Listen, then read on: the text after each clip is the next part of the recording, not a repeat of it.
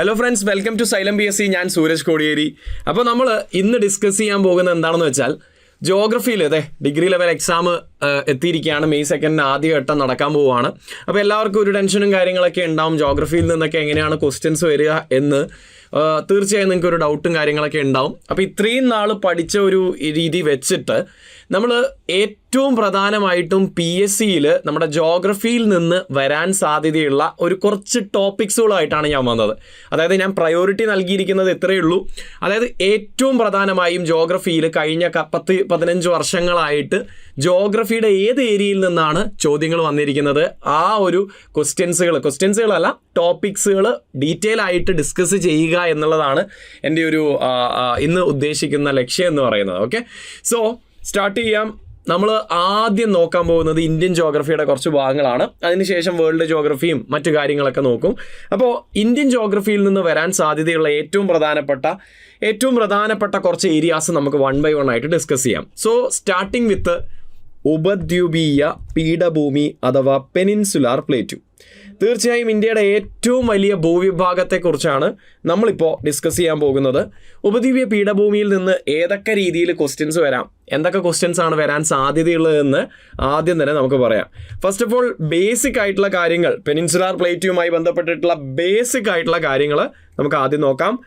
ആദ്യത്തെ പോയിന്റ് എന്ന് പറയുന്നത് ഏറ്റവും വലുത്, ഏറ്റവും സ്റ്റേബിൾ, ഏറ്റവും ഓൾഡസ്റ്റ്, ഈ 3 കാര്യങ്ങളും നമ്മുടെ പെനിൻസുലാർ പ്ലേറ്റു തന്നെയാണ്.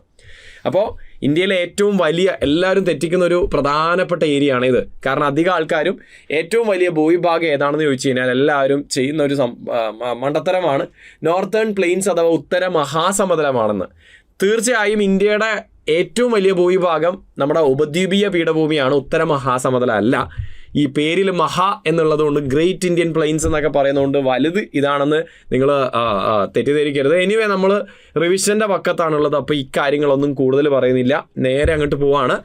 ഇന്ത്യയിലെ ഏറ്റവും വലിയ ഭൂവിഭാഗം, ഇന്ത്യയിലെ ഏറ്റവും സ്ഥായിയായ അഥവാ സ്റ്റേബിൾ ആയിട്ടുള്ള ഭൂവിഭാഗം, അതുപോലെ ഇന്ത്യയിലെ ഏറ്റവും പഴക്കം ചെന്ന ഭൂവിഭാഗം എല്ലാം പെനിൻസുലാർ പ്ലേറ്റു ആണ്. ഇതിന് നല്ല പഴക്കമുണ്ട്. നമ്മുടെ ഉപദ്വീപീയ പീഠഭൂമിക്ക് ഏകദേശം ഒരു 65 തൊട്ട് 145 മില്യണോളം പഴക്കമുണ്ട്. ഇത് ക്രെട്ടേഷ്യസ് എന്ന് പറഞ്ഞിട്ടുള്ള കാലഘട്ടത്തിൽ രൂപപ്പെട്ടു എന്നാണ് പറയപ്പെടുന്നത്. ഓക്കെ, അപ്പോൾ ക്രെട്ടേഷ്യസ് കാലഘട്ടത്തിൽ എന്ന് വെച്ചാൽ ഒരു 65 ദശലക്ഷം തൊട്ട് 145 ദശലക്ഷം വർഷങ്ങൾക്ക് മുമ്പാണ് ഇതുണ്ടായത് എന്നാണ് പറയപ്പെടുന്നത്. സോ ക്രെട്ടേഷ്യസ് കാലഘട്ടം എന്ന പേരൊന്ന് ഓർത്ത് വെക്കുക, എക്സാമിന് ചിലപ്പോൾ വരാൻ സാധ്യതയുണ്ട്. അപ്പോൾ ബാക്കിയുള്ള കാര്യങ്ങളൊക്കെ സിമ്പിളായിട്ടുള്ള, ഇതിൻ്റെ സ്ലോപ്പ് ഈ കിഴക്കോട്ടാണ്. കാരണം നമ്മൾ ഒറ്റ കാര്യം ആലോചിച്ചാൽ മതി, ഇന്ത്യയിലെ നദികൾ എങ്ങോട്ടാണ് ഒഴുകുന്നതെന്ന്. പ്രധാന നദികൾ ഗോദാവരിയും കൃഷ്ണയും കാവേരിയും പെന്നാറും പാലാറും പൊന്നയ്യാറും മഹാനദിയും, ഈവൻ ഇവിടെയുള്ള ചെറിയ ചെറിയ നദികൾ പോലും കൂടുതൽ ഒഴുകുന്നത് കിഴക്കോട്ട് ബംഗാൾ ഉൾക്കടലിലേക്കാണ്. അത് ഇൻഡിക്കേറ്റ് ചെയ്യുന്നത് നമ്മുടെ ഉപദ്വീപീയ പീഠഭൂമിയുടെ ചെരിവാണ്. ഇങ്ങോട്ട് ചെരിഞ്ഞത് കൊണ്ടല്ലേ ഈ നദികളൊക്കെ ഇങ്ങോട്ട് ഒഴുകുന്നത്. സോ ചെരിവും കാര്യങ്ങളൊക്കെ നമ്മൾ ഓൾറെഡി പറഞ്ഞിട്ടുണ്ട്. ഇനി മേജർ നാച്ചുറൽ വെജിറ്റേഷൻ എന്ന് വെച്ചാൽ മേജർ ടൈപ്പ് ഓഫ് ഫോറസ്റ്റ്, ഏത് വന വിഭാഗമാണ്, ഏറ്റവും പ്രധാനപ്പെട്ട വനം ഏതാണ് എന്ന് ചോദിച്ചു കഴിഞ്ഞാൽ അത് ഡെസിഡുവസ് ഫോറസ്റ്റ് ആണ്. ഒരു ട്രിക്ക് ഞാൻ പറഞ്ഞുതരാം മക്കളെ. ഇന്ത്യയിൽ ഏറ്റവും കൂടുതൽ കാണപ്പെടുന്ന വനവിഭാഗം എന്ന് പറയുന്നത്, ഫോറസ്റ്റ് ടൈപ്പ് എന്ന് പറയുന്നത് ഡെസിഡുവസ് ഫോറസ്റ്റ് അഥവാ ഇലപൊഴിയും വനം തന്നെയാണ്. ഓക്കെ, അപ്പോൾ ഇലപൊഴിയും വനം തന്നെയാണ് ഇന്ത്യയിലെ ഏറ്റവും കൂടുതൽ സ്ഥലമുള്ളത്.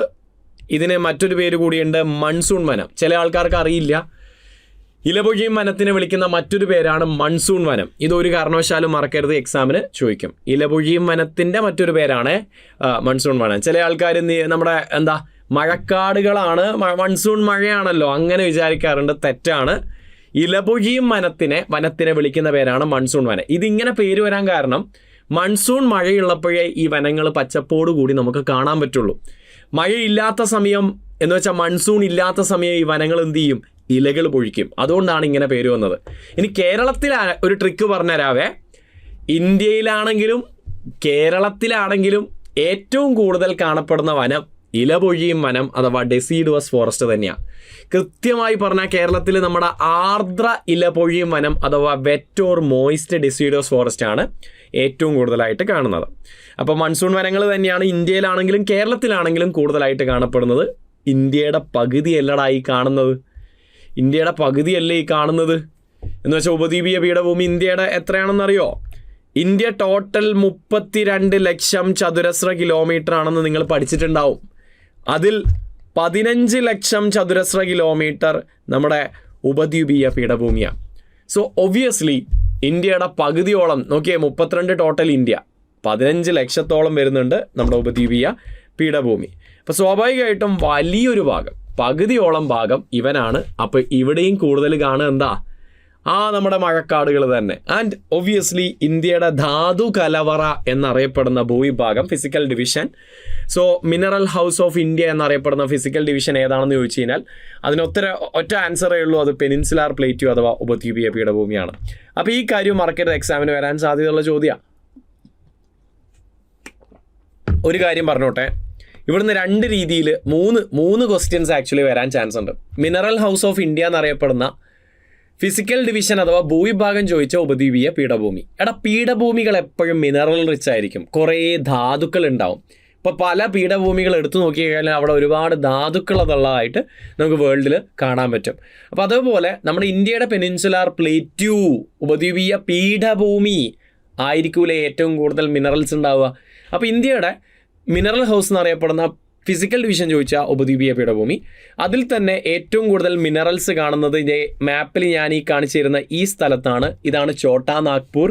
അപ്പോൾ മിനറൽ ഹൗസ് ഓഫ് ഇന്ത്യ എന്നറിയപ്പെടുന്ന സ്ഥലം, ഏരിയ, ലൊക്കേഷൻ, പ്ലേറ്റ്യൂ, പീഠഭൂമി ഏതാണ് എന്ന് സ്പെസിഫിക്കലി ചോദിച്ചു കഴിഞ്ഞാൽ ഛോട്ടാ നാഗ്പൂരാണ് ആൻസർ. ഇനി ഏത് സ്റ്റേറ്റിലാണെന്ന് ചോദിച്ചു കഴിഞ്ഞാൽ ഏത് സ്റ്റേറ്റാണ് മിനറൽ ഹൗസ് ഓഫ് ഇന്ത്യ എന്നറിയപ്പെടുന്നത്? ഛോട്ടാ നാഗ്പൂർ സ്ഥിതി ചെയ്യുന്ന സ്റ്റേറ്റ് ആയിരിക്കൂലേ? അത് ഒബ്വിയസ്ലി നമ്മുടെ ജാർഖണ്ഡാണ്. അപ്പോൾ ജാർഖണ്ഡാണ് മിനറൽ ഹൗസ് ഓഫ് ഇന്ത്യ എന്നറിയപ്പെടുന്ന സ്റ്റേറ്റ്, അതും മറന്നു പോകണ്ട. അപ്പോൾ അങ്ങനെയുള്ള കാര്യങ്ങളൊക്കെ ഉണ്ട്. പിന്നെ നമ്മൾ ഉപദ്വീപീയ പീഠഭൂമിയെ 3 ഡിവൈഡ് ചെയ്തിട്ടുണ്ട്. സെൻട്രൽ ഹൈലാൻഡ്സ് അഥവാ മധ്യ ഉന്നത തടം, 2 ഡെക്കാൻ പ്ലേറ്റ്യൂ അഥവാ ഡെക്കാൻ പീഠഭൂമി, പിന്നെ മൂന്നാമതായിട്ട് ഒരാൾ കൂടിയുണ്ട് ഇവിടെ. ഇവൻ്റെ പേര് ഞാൻ ഓരോന്നായിട്ട് പറയാം, കാരണം എഴുതാൻ കുറേ സമയമെടുക്കും. നമുക്ക് മാക്സിമം ഏരിയ കവർ ചെയ്യുക എന്നുള്ളതാണ് എൻ്റെ ഇന്നത്തെ ഉദ്ദേശം. അപ്പോൾ ഇതിൻ്റെ പേരാണ് ഇന്ത്യയുടെ നോർത്ത് ഈസ്റ്റ് അല്ലേ, നോർത്ത് ഈസ്റ്റ് പ്ലേറ്റ്യൂ അഥവാ വടക്ക് കിഴക്കൻ പീഠഭൂമി. ഇനി മേഘാലയയിലും ആസാമിലുമാണ് പ്രധാനമായിട്ട് ഇത് സ്ഥിതി ചെയ്യുന്നത്. മേഘാലയ പീഠഭൂമി അഥവാ ഷില്ലോങ് പീഠഭൂമി എന്നും ഇതിന് പേരുണ്ട്. 3 ആസാമിലും ഇതിൻ്റെ ഭാഗം ഉണ്ടെന്ന് നമ്മൾ പറഞ്ഞിട്ടുണ്ട്. ആസാമിൽ ഇതിനെ കർബി ആംഗ്ലോങ് പീഠഭൂമി എന്നാണ് വിളിക്കുന്നത്. എന്താ? കർബി ആംഗ്ലോങ് പീഠഭൂമി. അപ്പം നമ്മൾ ആ കാര്യം പഠിച്ചിട്ടുണ്ട്. വീണ്ടും മുന്നോട്ടേക്ക് പോവാണ്. നമ്മൾ ഉപദ്വീപീയ പീഠഭൂമിയിൽ മിക്കവാറും നമ്മുടെ മധ്യ ഉന്നത തടത്തിൻ്റെ ഭാഗമായ ഇവിടുന്ന് ക്വസ്റ്റ്യൻ വരാൻ സാധ്യതയുണ്ട്, ഇവിടുന്ന് വരാൻ സാധ്യതയുണ്ട്, ഇവിടുന്ന് വരാൻ സാധ്യതയുണ്ട്. ഈ 2 സ്ഥലങ്ങൾ ഏതൊക്കെയാണ് എന്ന് നമുക്ക് നോക്കാം. ഇവൻ്റെ പേര് നമ്മളിപ്പോൾ പഠിച്ചതേ ഉള്ളൂ, mineral house of India, Chota നാഗ്പൂരാണിത്. അതേസമയം ഇവനാണ് നമ്മുടെ മാൽവ. ഇതാരാ? മാൽവ. അപ്പം മാൽവയും ഛോട്ടാ നാഗ്പൂരും ഒന്ന് പെട്ടെന്ന് പറഞ്ഞു പോകാം. മാൽവയിൽ നിന്ന് വരാൻ സാധ്യതയുള്ള ചോദ്യം ഒന്ന്, മാൽവയിൽ കാണപ്പെടുന്ന വളരെ അരിഡ് ആയിട്ടുള്ള അൺപ്രൊഡക്റ്റീവ് ആയിട്ടുള്ള ലാൻഡ് ഏതാണെന്ന് ചോദിക്കും. എന്ന് വെച്ചാൽ മാൽവയിലെ കൃഷിയോഗ്യമല്ലാത്ത, ഉൽപാദനശേഷിയൊന്നും ഇല്ലാത്ത ഒരു ഭൂവിഭാഗമുണ്ട്, ഭൂവിഭാഗമുണ്ട്, ഒരു ഏരിയ ഉണ്ട്. അതെന്താണെന്ന് ചോദിക്കും. അതിൻ്റെ പേരാണ് ചമ്പൽ ബാഡ്ലാൻഡ്സ്. എന്താ? ചമ്പൽ ബാഡ്ലാൻഡ്സ് അഥവാ ചമ്പൽ റവൈൻസ്. മലയാളത്തിൽ നമ്മൾ ബാഡ് ലാൻഡ്, ഇതാണ് സ്ഥലം. നോക്കിയേ, ഒന്നിനും കൊള്ളാത്തൊരു സ്ഥലം, ഗുഡ് ഫോർ നത്തിങ്. കൃഷി ചെയ്യാൻ പറ്റുമോ? ഇല്ല. നോക്കിയത് ഇങ്ങനെ അപ്സ് ആൻഡ് ഡൗൺസ് ആയിട്ടല്ലേ കിടക്കുന്നത്, ഫുൾ അപ്സ് ആൻഡ് ഡൗൺസ് ആണ്. ഇങ്ങനെയുള്ള സ്ഥലങ്ങളെ നമ്മൾ വിളിക്കുന്ന പേരാണ് റവൈൻസ് അഥവാ badlands. In India we call it badlands. അതുകൊണ്ട് ചമ്പൽ ബാഡ്ലാൻഡ്സ് അഥവാ ചമ്പൽ നിഷ്ഫല ഭൂമി എന്നാണ് ഇതറിയപ്പെടുന്നത്. ചമ്പൽ നിഷ്ഫല ഭൂമി എന്നാണ് ഇതറിയപ്പെടുന്നത്. അപ്പോൾ മാൽവ പ്ലേറ്റ്യൂ മറക്കരുത്, നമ്മുടെ വെസ്റ്റേൺ പാർട്ട് ഓഫ് സെൻട്രൽ ഹൈലാൻഡിൻ്റെ ഏറ്റവും പടിഞ്ഞാറ് ഭാഗത്തുള്ള ഒരു പീഠഭൂമിയാണിത്. ഇനി മറ്റൊരു കാര്യം ഞാൻ ചോദിക്കോട്ടെ, ആരുടെയൊക്കെ ഇടയിലാണ് നമ്മുടെ മാൽവ സ്ഥിതി ചെയ്യുന്നത്? നിങ്ങൾ തന്നെ നോക്കിയിട്ട് പറ. തീർച്ചയായും നിങ്ങൾക്ക് കാണാൻ പറ്റും മാൽവ എന്ന പീഠഭൂമി രണ്ട് യെസ്, 2 പർവ്വതങ്ങൾക്കിടയിലാണല്ലേ, ആരവല്ലിക്കും അതുപോലെ സത്പുരയ്ക്കും, ആരവല്ലിക്കും വിന്ധ്യയ്ക്കും ഇടയിൽ, ആരവല്ലിക്കും അതുപോലെ വിന്ധ്യ സത്പുരയ്ക്കും ഇടയിലാണ്, അല്ലെങ്കിൽ ആരവല്ലിക്കും വിന്ധ്യയ്ക്കും ഇടയിലാണ്. തീർച്ചയായും മാൽവ ആരവല്ലിക്കും വിന്ധ്യയ്ക്കും ഇടയിൽ സ്ഥിതി ചെയ്യുന്ന 2 പർവ്വതങ്ങളുടെ ഇടയിൽ സ്ഥിതി ചെയ്യുന്ന 2 പർവ്വതങ്ങളുടെ ഇടയിൽ സ്ഥിതി ചെയ്യുന്ന ഒരു ഇൻ്റർമൊണ്ടെയിൻ പ്ലേറ്റുമാണ്. ഓക്കെ, 2 പർവ്വതങ്ങളുടെ ഇടയിൽ സ്ഥിതി ചെയ്യുന്ന നമ്മുടെ പർവ്വതങ്ങളുടെ ഇടയിൽ സ്ഥിതി ചെയ്യുന്ന പീഠഭൂമിയെ വിളിക്കുന്ന പേരാണ് ഇൻ്റർമൊണ്ടെയിൻ പ്ലേറ്റു. ഇൻ്റർ എന്ന് വെച്ചാൽ ബിറ്റ്വീൻ, ഇടയിൽ. മൊണ്ടെയിൻ എന്ന് വെച്ചാൽ മൗണ്ടൻ, പർവ്വതം. അപ്പോൾ പർവ്വതങ്ങൾക്കിടയിൽ. പ്ലേറ്റു എന്ന് വെച്ചാൽ പീഠഭൂമി. അപ്പോൾ സിമ്പിളായിട്ട് ആ പേര് തന്നെ ഉണ്ടടാ, ടെൻഷനൊന്നും ആവണ്ട. അപ്പോൾ ബാഡ്ലാൻഡ്സ് ആണ് ഏറ്റവും ഇമ്പോർട്ടൻറ്റ്. മാൽവ പീഠഭൂമി കേട്ട അപ്പം കുത്തിക്കോ, ബാഡ്ലാൻഡ്സ് കാണുന്നുണ്ടോ അത് കുത്തിക്കോ. അപ്പോൾ ചമ്പൽ ബാഡ്ലാൻഡ്സ് എന്ന് കണ്ടു കഴിഞ്ഞാൽ അപ്പം കുത്തിക്കോ, മാൽവയായിരിക്കും ആൻസർ. മറന്നു വരുന്നത്, മാൽവയിലാണ് ചമ്പൽ ബാഡ്ലാൻഡ്സ്. ഓക്കെ, അപ്പോൾ ഇതാണ് സ്ഥലം. ഈ പിക്ചർ മെയ് 2 ഓർമ്മ വരട്ടെ. ഓക്കെ, സോ അടുത്തത് river which flows through Malwa plateau. മാൽവയിലൂടെ ഒഴുകുന്ന നദി ഏതാ? പഠിക്കേണ്ട ആവശ്യമില്ല. വൈ? ഇതിൻ്റെ പേരെന്താ? ചമ്പൽ ബാഡ്ലാൻഡ്സ്. മാൽവയിലെ ഈ ഭൂരൂപത്തിന് ചമ്പൽ ബാഡ്ലാൻഡ്സ് എന്ന് പേര് വരാൻ കാരണം എന്താ? ഇതിലൂടെ ഒഴുകുന്ന നദിയുടെ പേര് ചമ്പൽ എന്നായതുകൊണ്ടല്ലേ. അപ്പോൾ അതും കിട്ടി. ഇനി നമുക്ക് അങ്ങേയറ്റത്തേക്ക് പോകാം. സെൻട്രൽ ഹൈലാൻഡ്സിൻ്റെ ഈ ഭാഗം. സെൻട്രൽ ഹൈലാൻഡ്സിൻ്റെ ഈ ഭാഗത്തെയാണ് നമ്മൾ ഛോട്ടാ നാഗ്പൂർ പ്ലേറ്റു അഥവാ ഛോട്ടാ നാഗ്പൂർ പീഠഭൂമി എന്ന് വിളിക്കുന്നത്. തീർച്ചയായും ഇത് സ്ഥിതി ചെയ്യുന്ന ജാർഖണ്ഡ്, ഛത്തീസ്ഗഡ് തുടങ്ങിയ സംസ്ഥാനങ്ങളിലാണ്. കുറച്ച് ഭാഗം ഒഡീഷയിലും വെസ്റ്റ് ബംഗാളിലും നമ്മുടെ മധ്യപ്രദേശിൻ്റെയൊക്കെ ഭാഗങ്ങളിലുണ്ട്. പ്രധാനമായും ജാർഖണ്ഡിലും ഛത്തീസ്ഗഡിലുമാണ് ഈ പീഠഭൂമി സ്ഥിതി ചെയ്യുന്നത്. ഇത് മൊത്തം മിനറൽ റിച്ച് ആണ്. ഛോട്ടാ നാഗ്പൂർ പീഠഭൂമിയുടെ ഏറ്റവും പ്രധാനപ്പെട്ട point mineral house of India. ഇന്ത്യയുടെ ധാതു കലവറ എന്നാണ് ഇതറിയപ്പെടുന്നത്. അത് തന്നെയാണ് ഏറ്റവും പ്രധാനപ്പെട്ട ചോദ്യം, മറക്കരുത്. സെറ്റല്ലേ? ഇനി ഇതുമായി ബന്ധപ്പെട്ട കാര്യം, ഇന്ത്യയുടെ മിനറൽ ഹൗസ് ആണ്. ഛത്തീസ്ഗഡിലും ജാർഖണ്ഡിലുമാണ് ഇവൻ പ്രധാനമായും സ്ഥിതി ചെയ്യുന്നത്. ഛത്തീസ്ഗഡിലും ജാർഖണ്ഡിലുമാണ് ഇവൻ പ്രധാനമായും സ്ഥിതി ചെയ്യുന്നത്, മറക്കരുത്. ഓക്കെ, ഛത്തീസ്ഗഡിലും ജാർഖണ്ഡിലും. അടുത്തത് റാഞ്ചി ഹസാരിബാഗ് പ്ലേറ്റൂസ് ചേർന്ന ഛോട്ടാ നാഗ്പൂരിനൊരു പ്രത്യേകതയുണ്ട്. ഛോട്ടാ നാഗ്പൂർ ചിന്ന ഭിന്നമായി കിടക്കുന്ന കുറേ പീഠഭൂമികൾ ചേർന്ന ഒരു പീഠഭൂമിയാണ്. എന്ന് വെച്ചാൽ നിങ്ങൾ പഠിക്കുന്ന പല പീഠഭൂമികളും ഒരൊറ്റ പീഠഭൂമിയല്ല. ഇപ്പം നിങ്ങൾ ഡെക്കാൻ പീഠഭൂമി എന്ന് വിളിക്കുന്നുണ്ട്. ഡെക്കാൻ പീഠഭൂമി ഇന്ത്യയുടെ തെക്ക് ഭാഗം ഇങ്ങനെ ത്രികോണാകൃതി കാണുന്ന പീഠഭൂമിയാണല്ലേ. ഇത് ഈ കാണുന്നതാണല്ലേ ഡെക്കാൻ പീഠഭൂമി. എന്നാൽ ഞാൻ ഒരു കാര്യം പറയട്ടെ, ഇതൊരൊറ്റ പീഠഭൂമി അല്ല, പല കഷ്ണങ്ങളായിട്ട് ഡിവൈഡ് ചെയ്യപ്പെട്ട പീഠഭൂമിയാണ്. ഡെക്കാൻ എന്ന് പറയുന്നത് ഇന്ത്യയുടെ ദക്ഷിണ ഭാഗത്ത് സൗത്ത് ഇന്ത്യയിലാണ്. അതുകൊണ്ടാണ് ഇതിന് ഡെക്കാൻ എന്നുള്ള പേര് വന്നത്. ശരിക്കും ഇത് ഒരുപാട് പീഠഭൂമികൾ ചേർന്നതാണ്. കർണാടക പീഠഭൂമി, മറാഠ പീഠഭൂമി, ദണ്ഡകാരണ്യ പീഠഭൂമി, തെലങ്കാന പീഠഭൂമി, ഇങ്ങനെ പല കഷ്ണങ്ങൾ ചേർന്നതാണ് ഡെക്കാൻ പീഠഭൂമി. ദ സെയിം വേ ഛോട്ടാ നാഗ്പൂരും ഒരൊറ്റ പീഠഭൂമി അല്ല, പല കഷ്ണങ്ങളായിട്ട് ഡിവൈഡ് ചെയ്തിരിക്കുന്ന പീഠഭൂമിയാണ് ഛോട്ടാ നാഗ്പൂർ. അതിൽ 2 പ്രധാന കഷ്ണത്തിൻ്റെ പേര് ഞാൻ അവിടെ കൊടുത്തിട്ടുണ്ട്. ഒന്ന് റാഞ്ചി, ഒന്ന് ഹസാരിബാഗ്. റാഞ്ചി കിട്ടുമല്ലോ, കാരണം ഇത് ജാർഖണ്ഡിലാണെന്ന് പ്രധാനമായിട്ട് കാണുന്നത് ഞാൻ പറഞ്ഞല്ലോ. ജാർഖണ്ഡിൻ്റെ ക്യാപിറ്റലിൻ്റെ പേരല്ലടാ റാഞ്ചി. അപ്പോൾ റാഞ്ചി ഹസാരിബാഗ് പീഠഭൂമിയാണ് ഏറ്റവും പ്രധാനം. ഇതല്ലാതെ ഛോട്ടാ നാഗ്പൂർ കുറേ ചെറിയ കഷ്ണമായിട്ടുള്ള ചിന്ന ഭിന്നമായിട്ടുള്ള പീഠഭൂമികൾ ചേർന്നതാണ്. അപ്പോൾ ഇങ്ങനെ ഇത്രയും ചിന്ന ഭിന്നമായതുകൊണ്ട് ഛോട്ടാ നാഗ്പൂരിൽ നിന്ന് നിങ്ങൾക്ക് ഒരു ക്വസ്റ്റ്യൻ വരും. ഇതാണ് ആ ക്വസ്റ്റ്യൻ. പാറ്റ്ലാൻഡ്സ്. എന്താ പറയുക? പാറ്റ്ലാൻഡ്സ് ഒരിക്കലും മറക്കരുത്. പാറ്റ്ലാൻഡ്സുകൾക്ക് പ്രസിദ്ധമായ ഇന്ത്യയുടെ പ്രദേശം ഏത് എന്ന് PSC ചോദിച്ചു കഴിഞ്ഞാൽ ഒരു ഡൗട്ടും വേണ്ട, it's nothing but Chota Nagpur. Why? Because Chota Nagpur is divided into many dissected plateau ആണ്. It is divided into many small pieces and each piece is known as pat.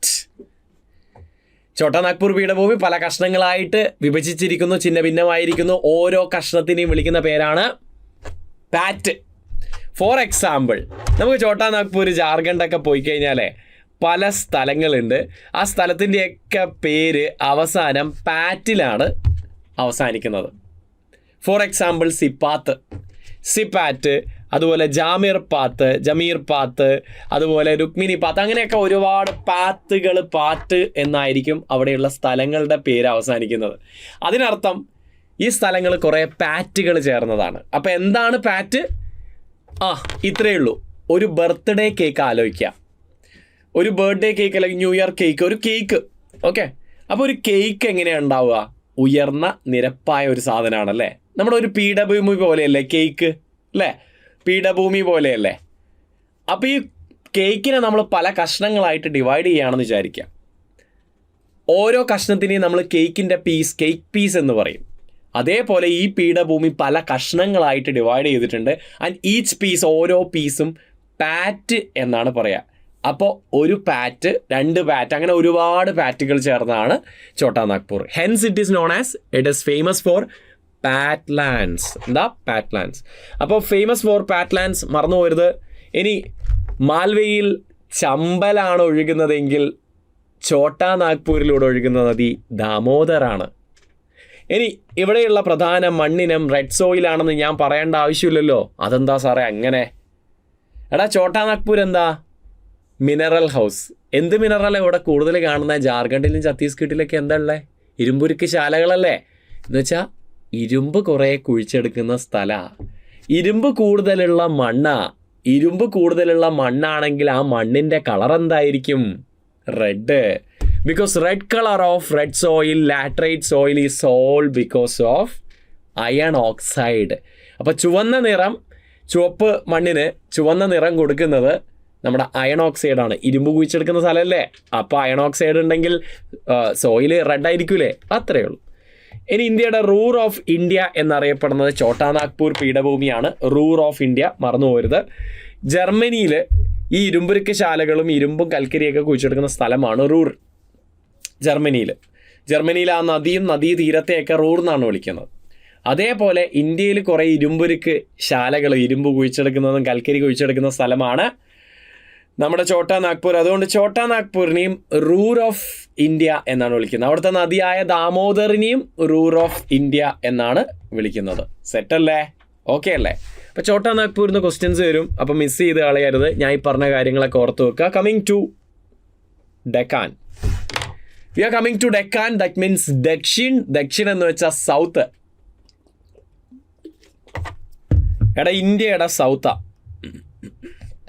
ഇന്ത്യയുടെ സൗത്തിനെ നമ്മൾ ജോഗ്രഫിയിൽ ദക്ഷിണം എന്നാണ് പറയുക.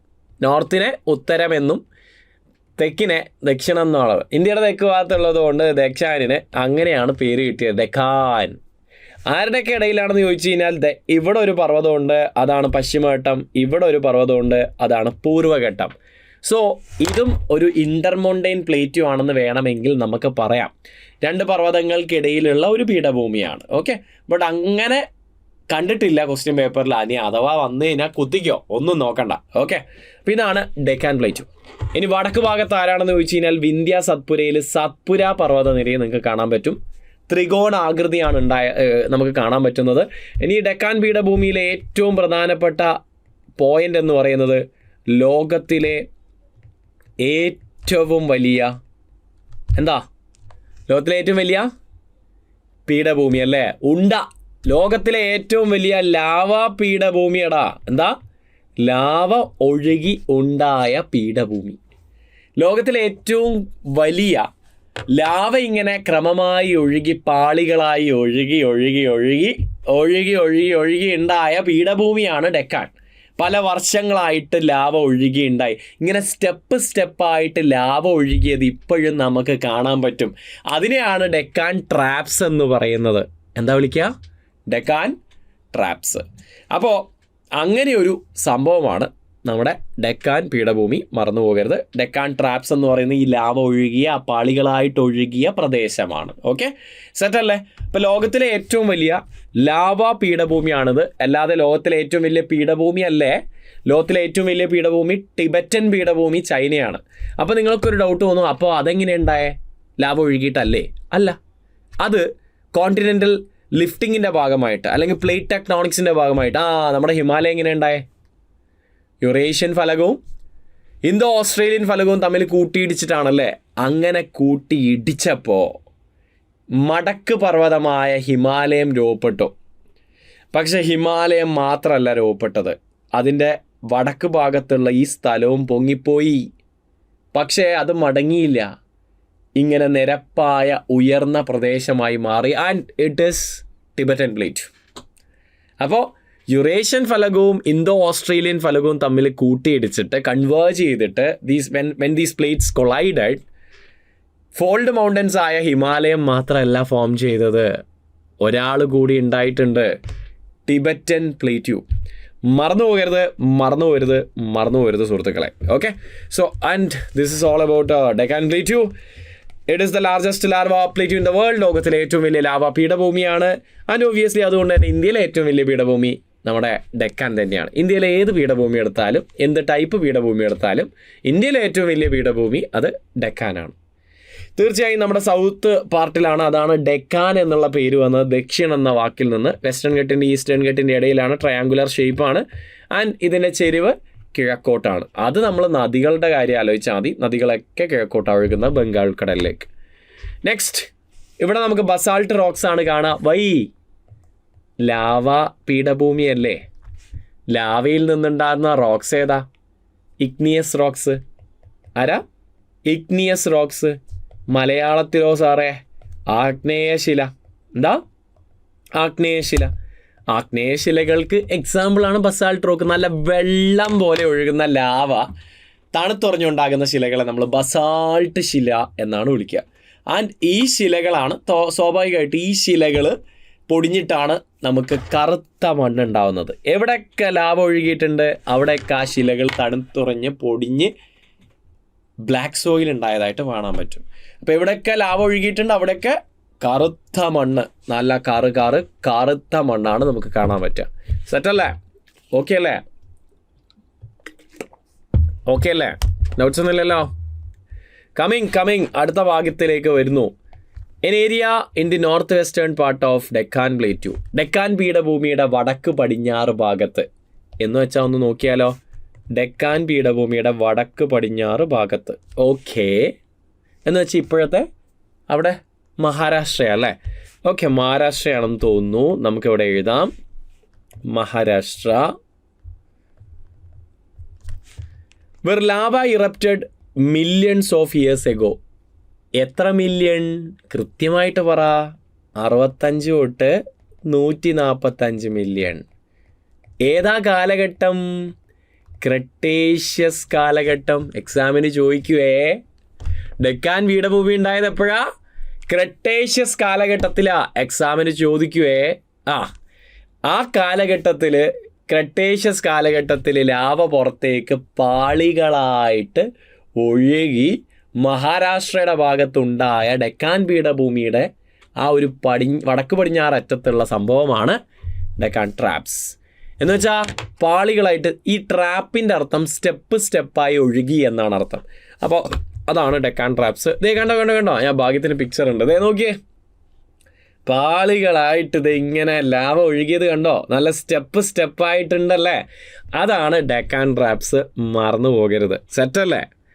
ഓക്കെ അല്ലേ? അപ്പോൾ നമുക്ക് പെനിൻസുലാർ പ്ലേറ്റ്യൂന്ന് ഇങ്ങനെയുള്ള ക്വസ്റ്റ്യൻസ് ഒക്കെ വരാൻ സാധ്യതയുണ്ട്. ഇനി ഏറ്റവും പ്രധാനപ്പെട്ട അടുത്ത ഏരിയയിലേക്ക് ഞാൻ പോവാണ്. നമ്മൾ ബേസിക് ആയിട്ടുള്ള എല്ലാ ടോപ്പിക്കുകളും മാക്സിമം കവർ ചെയ്യുക എന്നുള്ളതാണ് ഉദ്ദേശം. എൻ്റെ റിവിഷൻ എന്നുള്ള രീതിയിൽ പഠിച്ചവർക്കാണ് ഇത് ഉപകരിക്കുക. പഠിക്കാത്തവർക്ക് ഞാൻ പറയുന്ന കാര്യങ്ങളൊക്കെ ടഫായിട്ടൊക്കെ തോന്നും. പഠിച്ചവർക്കാണ് ഉപകരിക്കുക. നമുക്ക് സ്പീഡിലൊന്ന് പോവാം. അടുത്തത് ആരവല്ലി. ഈ വർഷം ആരവല്ലിയെക്കുറിച്ച് ചോദിക്കാനുള്ള സാധ്യത കൂടുതലാണ്. ആരവല്ലിയിൽ നിന്നൊരു ക്വസ്റ്റ്യൻ ഉറപ്പാ. നോക്കിക്കോ. കാരണം എന്താ അറിയോ? ആരവല്ലിയിൽ വലിയ പ്രശ്നങ്ങൾ ഈ കഴിഞ്ഞ ഡിസംബറിലും ജനുവരിയിലൊക്കെ ഉണ്ടായിട്ടുണ്ട്. എന്താ പ്രശ്നം എന്നൊന്നും നമുക്ക് എക്സാമിന് ചോദിക്കാൻ സാധ്യതയില്ല. കാരണം അതൊരു പൊളിറ്റിക്കൽ ഒരു സംഭവമാണ്. അതുകൊണ്ട് നമുക്ക് കാര്യങ്ങളായിട്ട് അതൊന്നും വേണ്ട. നമുക്ക് ആരവല്ലി ജോഗ്രഫിയിൽ എന്താണ്, എത്രത്തോളം ഇമ്പോർട്ടൻസ് ഉണ്ട് എന്ന് ജസ്റ്റ് ഒന്ന് നോക്കേണ്ടി വരും. തീർച്ചയായും ആരവല്ലി എന്ത് മൗണ്ടനാ? ആരവല്ലി എന്ന് പറയുന്നത് ഒരു റെലിക്റ്റ് അല്ലെങ്കിൽ റെസിഡുവൽ അഥവാ മലയാളത്തിൽ പറഞ്ഞ നല്ല അവശിഷ്ട പർവ്വതമാണ്. അതെന്താ സാറേ അവശിഷ്ട പർവ്വതം? ഇതാണ് ആരവല്ലി. ഇതേ കുറേ ചുളിവുകളൊക്കെ കണ്ടോ? ഈ ചുളിവുകളൊക്കെ ആരാ ഉണ്ടാക്കിയേ? ആ മഴയും വെയിലും കാറ്റൊക്കെ കുറേ കാലമായിട്ട് കൊള്ളുമല്ലേ. അതെന്താ സാറേ? ഇന്ത്യയിലെ ഏറ്റവും പഴക്കം ചെന്ന പർവ്വതമാണിത്. അപ്പോൾ ഇന്ത്യയിലെ ഏറ്റവും പഴക്കം ചെന്ന പർവ്വത മുത്തശ്ശെന്നോ മുത്തശ്ശിന്നോ ഒക്കെ നിങ്ങൾക്ക് വിളിക്കാം. ഇന്ത്യയുടെ പർവ്വത മുത്തശ്ശിയിലേക്കാണ് ഞാൻ പോകുന്നത്. ഇതാണ് മക്കളെ ആരവല്ലി. മുത്തശ്ശിക്ക് എത്ര വയസ്സെന്നറിയോ? 70 വയസ്സ്. അതെന്താ? 70 കോടിയാ ഈ പർവ്വതത്തിൻ്റെ പ്രായം. അപ്പോൾ 70 കോടി പ്രായമുള്ള ആരവല്ലി എന്ന് വെച്ചാൽ ഇതൊരു അവശിഷ്ട പർവ്വതമാണ്. പണ്ടുണ്ടായ വലിയൊരു മടക്ക് പർവ്വതത്തിൻ്റെ അവശിഷ്ടം. നമ്മുടെ ഹിമാലയാസൊക്കെ പോലെ ഒരു ഫോൾഡ് മൗണ്ടൻ ആയിരുന്നു ഇത്. അപ്പോൾ ഒരു പഴയ മടക്ക് പർവ്വതം എന്ന് ചോദിച്ചാലും ഇതൊരു അവശിഷ്ട പർവ്വതം എന്ന് വന്നാലും നിങ്ങൾക്ക് രണ്ടിലേത് വേണമെങ്കിലും കുത്താം. ആക്ച്വലി രണ്ടും ശരിയാണ്. ഓക്കെ, അപ്പോൾ രണ്ടും വന്നാലോ അവശിഷ്ട പർവ്വതം കുത്തിയാൽ മതി. കാരണം this is the most appropriate answer. Okay, അവശിഷ്ട പർവ്വതം കറക്റ്റ് പറഞ്ഞ അവശിഷ്ട പർവ്വതം എന്ന് വെച്ചാൽ പണ്ടുള്ള ഒരു മടക്ക് പർവ്വതത്തിൻ്റെ അവശിഷ്ടം. അപ്പോൾ ഓൾഡസ്റ്റ് ഫോൾഡ് മൗണ്ടൻ എന്ന് പറഞ്ഞാലും കറക്റ്റാണ്. So it's an old fold mountain. Ahmedabad തൊട്ട് ഡൽഹി വരെയാണ്. കഴിഞ്ഞ വർഷത്തെ ഡിഗ്രി ലെവലിൻ്റെ ക്വസ്റ്റ്യനാണ്. അഹമ്മദാബാദ് തൊട്ട് ഡൽഹി വരെ ഒരു സ്റ്റേറ്റ്മെൻറ്റ് ഇതായിരുന്നു, മാച്ച് ദ ഫോളോയിങ്. ഏതൊക്കെ ജോഡികളാണ് ശരി എന്ന് പറഞ്ഞിട്ട് ആരവല്ലി ഹൈഫൺ ഡൽഹി ടു അഹമ്മദാബാദ് എന്നായിരുന്നു ആദ്യത്തെ ഒരു പോയിന്റ്. അപ്പോൾ ഇങ്ങനെയുള്ള ക്വസ്റ്റ്യൻ വരാം. അപ്പോൾ അഹമ്മദാബാദ് എന്ന് പറയുന്നത് ഗുജറാത്തിലാണ്. ഗുജറാത്തിലുണ്ടല്ലോ ആരവല്ലി. പിന്നെ രാജസ്ഥാനാണ് നമുക്ക് പ്രധാനമായിട്ട് അറിയാം. ഹരിയാന ഡൽഹി വരെ ഉണ്ടല്ലോ. അപ്പോൾ ഡൽഹിയാണ് നമ്മുടെ UT. ബാക്കി 3 സ്റ്റേറ്റ്സിലും നമുക്ക് ആരവല്ലി കാണാം. ഡൽഹിയിൽ ഇതിനെ വിളിക്കുന്ന പേരെന്താണെന്നറിയോ? റെയ്സീനക്കുന്ന്. എക്സാമിന് ചോദിക്കുക, റെയ്സീന ഹിൽസ് എന്നാണ് ഡൽഹിയിൽ ഇതിനെ വിളിക്കുന്ന പേര്, ആരവല്ലിയെ. And this is the natural north western boundary of India. എന്ന് വെച്ചാൽ ഇന്ത്യയുടെ വടക്ക് പടിഞ്ഞാറ് ഭാഗത്തെ ഒരു അതിര് എന്ന് പറയുന്നത് നമ്മുടെ ആരവല്ലിയാണ്. കണ്ടില്ലേ? അനി ആരവല്ലീനെ മാപ്പിൽ ഒരു 2 കാര്യങ്ങൾ ഞാൻ പറഞ്ഞു തരട്ടെ. മാപ്പ് നോക്കൂ. മാപ്പ് വിട്ടിട്ടുള്ള ഒരു പരിപാടിയില്ല. അതിപ്പോൾ മാരത്തോൺ ആയാലും ശരി, റിവിഷൻ ആണെങ്കിലും ശരി, ക്ലാസ് ആണെങ്കിലും ശരി, എന്തായിക്കോട്ടെ, മാപ്പാണ് സംഭവം, ജോഗ്രഫി. സോ ആരവല്ലി എന്താണ് മക്കളെ ചെയ്യുന്നത്? ആരവല്ലി നമ്മുടെ രാജസ്ഥാൻ എന്ന സംസ്ഥാനത്തെ എന്താ ചെയ്യുന്നത്? രാജസ്ഥാൻ എന്ന സംസ്ഥാനത്തെ 2ആയി വിഭജിക്കുന്ന പർവ്വതനിരയാണ് ആരവല്ലി. ആരവല്ലിയുടെ പടിഞ്ഞാറ് ഭാഗമാണ് രാജസ്ഥാൻ്റെ മരുഭൂമിയും സമതലങ്ങളൊക്കെ സ്ഥിതി ചെയ്യുന്നത്. അപ്പോൾ ആരവല്ലിയുടെ കിഴക്ക് ഭാഗം എന്താ? നിങ്ങൾ പറ. ആരവല്ലിയുടെ കിഴക്ക് ഭാഗം ഈ സ്ഥലത്ത് എന്താ? ഇപ്പം പറഞ്ഞതേ ഉള്ളൂടാ, മറന്നുപോയോ? ആരവല്ലിക്കും വിന്ധ്യയ്ക്കും ഇടയിൽ ആരാ? മാൽവ. ഓക്കെ, അപ്പം മാൽവയൊക്കെ ആരവല്ലിയുടെ പടിഞ്ഞാറ് ഭാഗം, മറന്നു പോരുത്. സോറി, കിഴക്ക് ഭാഗം. ആരവല്ലിയുടെ കിഴക്ക് ഭാഗത്താ മാൽവയൊക്കെ, മറന്നു പോരുത്. അപ്പോൾ ആരവല്ലിയിൽ നിന്ന് ഇങ്ങനെയുള്ള ക്വസ്റ്റ്യൻസ് ഒക്കെ വരാം. ഇപ്പോൾ രാജസ്ഥാൻ പ്ലെയിൻസിനെ 2ആയിട്ട് സെപ്പറേറ്റ് ചെയ്യുന്നത് നമ്മുടെ ആരവല്ലിയാണ്. ആരവല്ലി മൗണ്ടൻസിനെ ഡൽഹിയിൽ റൈസീന കുന്ന് എന്ന് വിളിക്കും. ഏറ്റവും ഹയസ്റ്റ് പീക്ക് ഗുരുശിഖറാണ്. ഇതൊക്കെ ക്ലാസ്സിലൊക്കെ ഒരുപാട് തവണ പറഞ്ഞതാ. പർവ്വതത്തിൻ്റെ ശിഖരം ഗുരുശിഖരം അല്ലേ? Yes. Famous hill station in Aravalli mount Abu. ഈ വർഷം ചിലപ്പോൾ എക്സാമിന് ചോദ്യം വരാൻ സാധ്യതയുള്ള ഒരു ഏരിയ ആണിത്. വൈ? ബിക്കോസ് മൗണ്ട് അബുവിൻ്റെ പേര് മാറ്റി മക്കളെ, പേര് മാറ്റി. മൗണ്ട് അബുവിൻ്റെ പുതിയ പേരാണ് അബുരാജ്. എന്താ? അബുരാജ്. പേര് മാറ്റുന്നതിൻ്റെ ഒരു കാലഘട്ടമാണല്ലോ ഇപ്പോൾ. പലതിൻ്റെയും പേര് മാറ്റാണ്. പോർട്ട് ബ്ലെയറിൻ്റെ പേര് മാറ്റി ശ്രീ വിജയപുരം. അലഹബാദിൻ്റെ പേര് മാറ്റി പ്രയാഗ്രാജ്. ഔറംഗാബാദിൻ്റെ പേര് മാറ്റി ശാംഭാജി നഗർ. കേരളത്തിൻ്റെ പേര് ഇതാ മാറ്റിക്കൊണ്ടിരിക്കുകയാണ്. കേരള എന്നിൽ നിന്ന് കേരളത്തിലേക്ക്. അതേപോലെ മൗണ്ട് അബുവിൻ്റെ പേര് മാറ്റി. ഇപ്പം പുതിയ പേരെന്താ? അബുരാജ്. എന്താ പേര്? അബുരാജ്. അപ്പോൾ എക്സാമിന് ചോദിക്കും, കട്ടക്ക് പഠിച്ചോ, വരാൻ സാധ്യതയുണ്ട്. സോ ഇനി മൗണ്ട് അബുവിൻ്റെ പഴയ പേരെന്താ? അർബുദാഞ്ചൽ. അപ്പോൾ അർബുദാഞ്ചൽ എന്നായിരുന്നു പഴയ പേര്. പിന്നീട് മൗണ്ട് അബു ആക്കി. പിന്നീട് ഇപ്പോൾ അബു രാജ് എന്നാക്കി. മനസ്സിലാക്കുക. ഓക്കെ. ആൻഡ് ഒബ്വിയസ്ലി ആരവല്ലിയിൽ നമുക്കൊരു ജൈന ക്ഷേത്രം കാണാൻ പറ്റും. ആ ജൈന ക്ഷേത്രത്തിൻ്റെ പേരാണ് ദിൽവാര ടെമ്പിൾ. ദിൽവാര ക്ഷേത്രം. ദിൽവാര ക്ഷേത്രം എവിടെ സ്ഥിതി ചെയ്യുന്നത് വെച്ചാൽ ആരവല്ലിയിലാണ്. ആൻഡ് മൗണ്ട് അബുവിൽ ആരവല്ലിയിൽ ഒരു തടാകമുണ്ട്. എന്താ തടാകത്തിൻ്റെ പേര്? നക്കി. എന്താ പേര്? നക്കി ലേക്ക്. അപ്പോൾ അബുരാജ് നക്കീന്നോ അങ്ങനെ എന്തെങ്കിലുമൊക്കെ നിങ്ങൾ കോഡിൽ ഓർത്ത് വെച്ചോളൂ. അപ്പോൾ നക്കി ലേക്ക് എവിടെയാണെന്ന് ചോദിച്ചു കഴിഞ്ഞാൽ അബുരാജ് നക്കി ലേക്ക്. ഓക്കെ, സെറ്റല്ലേ? ഇനി river which originates from Aravalli. നമുക്ക് 3 നദികളാണ് ആരവല്ലിയിൽ നിന്ന് ഉത്ഭവിക്കുന്നത്. നമുക്ക് നോക്കിയാലോ, മാപ്പ് വിട്ടിട്ടുള്ള ഒരു പരിപാടി ഇല്ല കേട്ടോ. ഇതേ നോക്കിക്കോ, ഇതാണ് നമ്മുടെ നദികൾ. ഒരു നദി ഉത്ഭവിച്ച് പടിഞ്ഞാറോട്ടേക്ക് ഒഴുകുന്നു.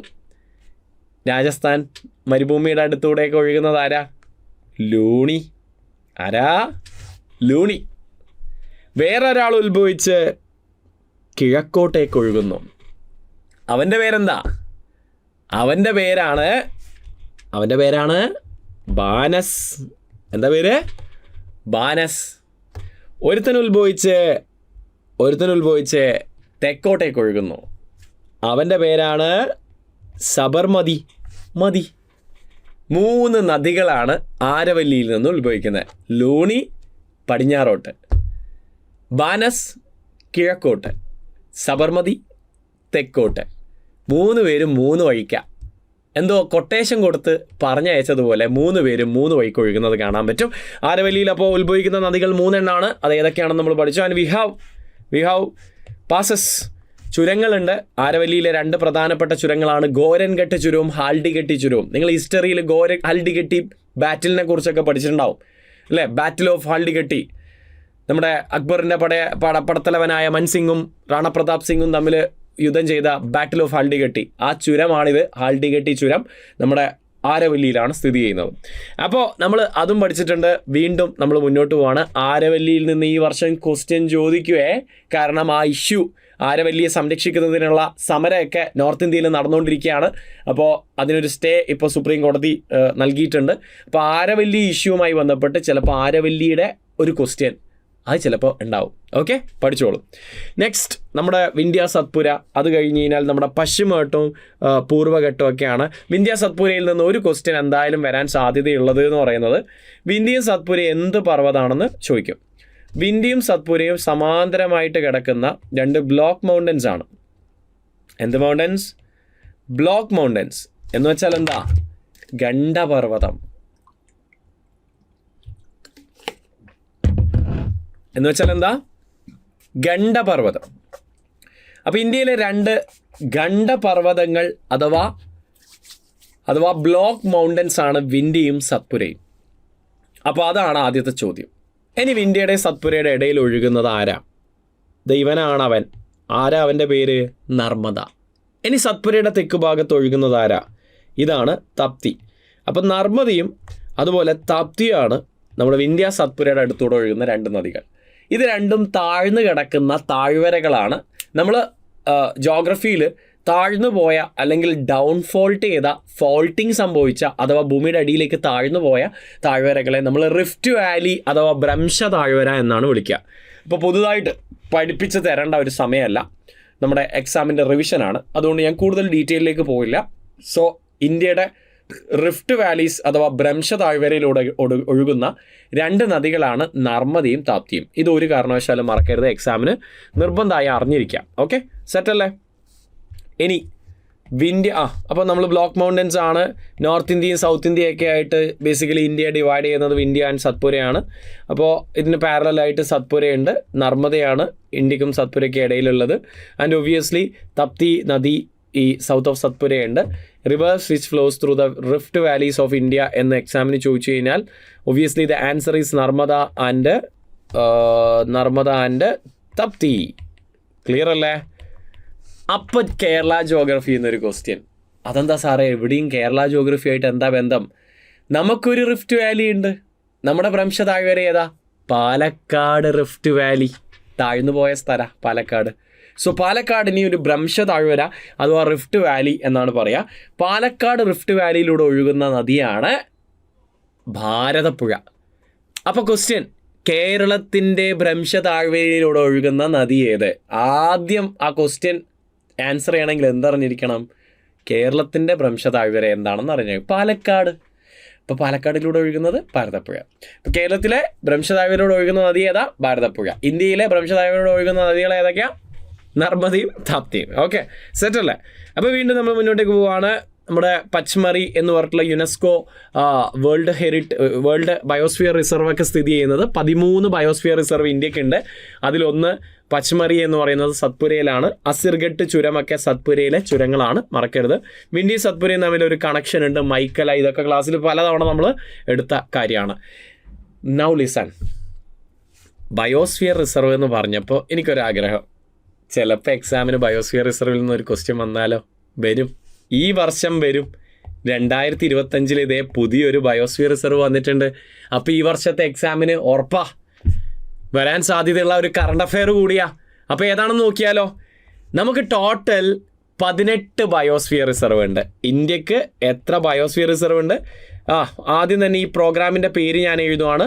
മാൻ ആൻഡ് ബയോസ്ഫിയർ പ്രോഗ്രാം എന്നാണ് ഈ പ്രോഗ്രാമിൻ്റെ പേര്. ഇതൊന്നും ഇപ്പോൾ പഠിപ്പിച്ചു തരേണ്ട കാര്യമല്ല, മുമ്പേ നമ്മൾ ഇതൊക്കെ അറിഞ്ഞിരിക്കേണ്ട കാര്യമാണ്. ഇത് 1971 തുടങ്ങിയത്. യുനെസ്കോ ആണ് ആരംഭിച്ചത്. അപ്പോൾ യുനെസ്കോയുടെ ഒരു പരിപാടിയാണ് മാൻ ആൻഡ് ബയോസ്ഫിയർ പ്രോഗ്രാം. മനുഷ്യനെ പ്രകൃതിയുമായിട്ട് ബന്ധിപ്പിക്കുക എന്ന് വെച്ചാൽ വനവും വന്യജീവികളെയും മാത്രം സംരക്ഷിച്ചാൽ പോരാ, മനുഷ്യൻ്റെ ട്രഡീഷനും കാര്യങ്ങളൊക്കെ സംരക്ഷിച്ച് മനുഷ്യനെ പ്രകൃതിയായിട്ട് ബന്ധിപ്പിക്കണം. ഇതാണ് യുനെസ്കോ ചെയ്യുന്ന ഈ പരിപാടിയുടെ ഉദ്ദേശം. അപ്പോൾ ഇന്ത്യക്ക് എത്ര ബയോസ്ഫിയർ റിസർവ് ഉണ്ട് എന്ന് ചോദിച്ചു കഴിഞ്ഞാൽ ഇന്ത്യക്ക് 18 ബയോസ്ഫിയർ റിസർവ് ഉണ്ടടാ. ഈ 18 എണ്ണത്തിന് യുനെസ്കോയുടെ അംഗീകാരം കിട്ടിയിട്ടുണ്ടോ? നെവർ. 13 എണ്ണത്തിന് റെക്കഗ്നീഷൻ കിട്ടിയിട്ടുള്ളൂ. ആദ്യത്തത് നമ്മുടെ നീലഗിരി. PSCയുടെ സൂപ്പർ ഹിറ്റ് ചോദ്യം. ഇന്ത്യയിലെ ആദ്യത്തെ ബയോസ്ഫിയർ റിസർവ് ഏത്?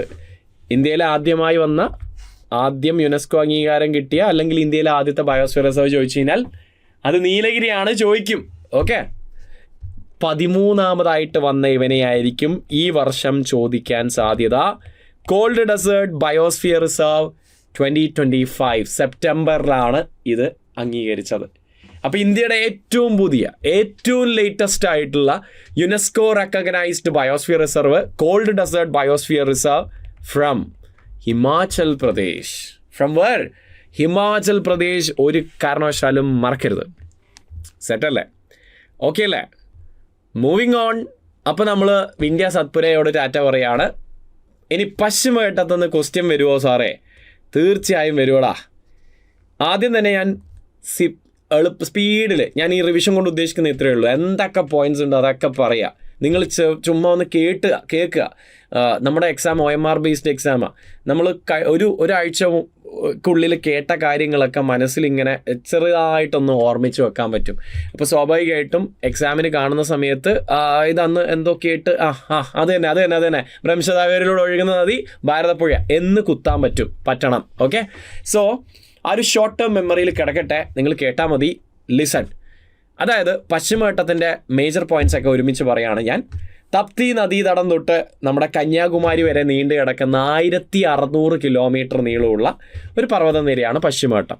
ഇന്ത്യയുടെ പകുതി, ഇന്ത്യ ടോട്ടൽ 3214. അപ്പോൾ ഇന്ത്യയുടെ പകുതി 1600. സിമ്പിൾ അല്ലേ?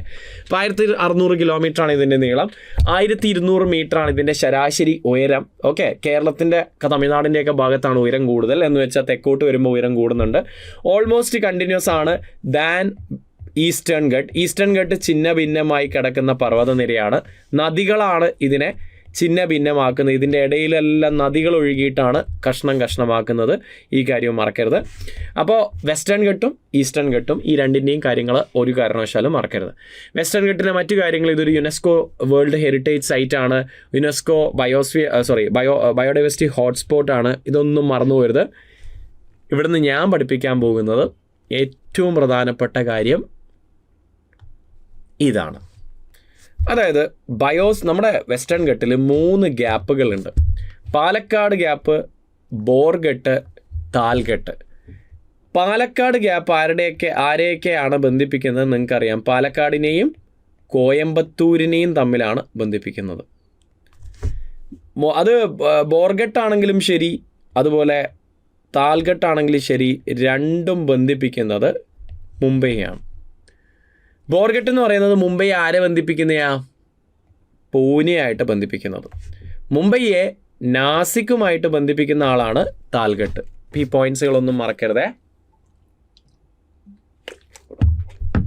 ഇനി ഈ വർഷത്തെ ക്വസ്റ്റ്യൻ നമ്മൾ ഏത് എക്സാം എടുത്തു കഴിഞ്ഞാലും വരാൻ സാധ്യതയുള്ള ഒരു ചോദ്യമാണ് പാലക്കാട് ചുരം. പാലക്കാട് ചുരം ഇന്ത്യൻ ജോഗ്രഫിയിൽ, പ്രത്യേകിച്ച് ദക്ഷിണേന്ത്യയുടെ കാലാവസ്ഥയൊക്കെ നിർണ്ണയിക്കുന്ന വളരെ പ്രധാനപ്പെട്ട ഒരു സ്ഥലമാണ് പാലക്കാട് ചുരം. അപ്പോൾ പാലക്കാട് ചുരം എക്സാമിന് വരാൻ സാധ്യത കൂടുതലാണ്.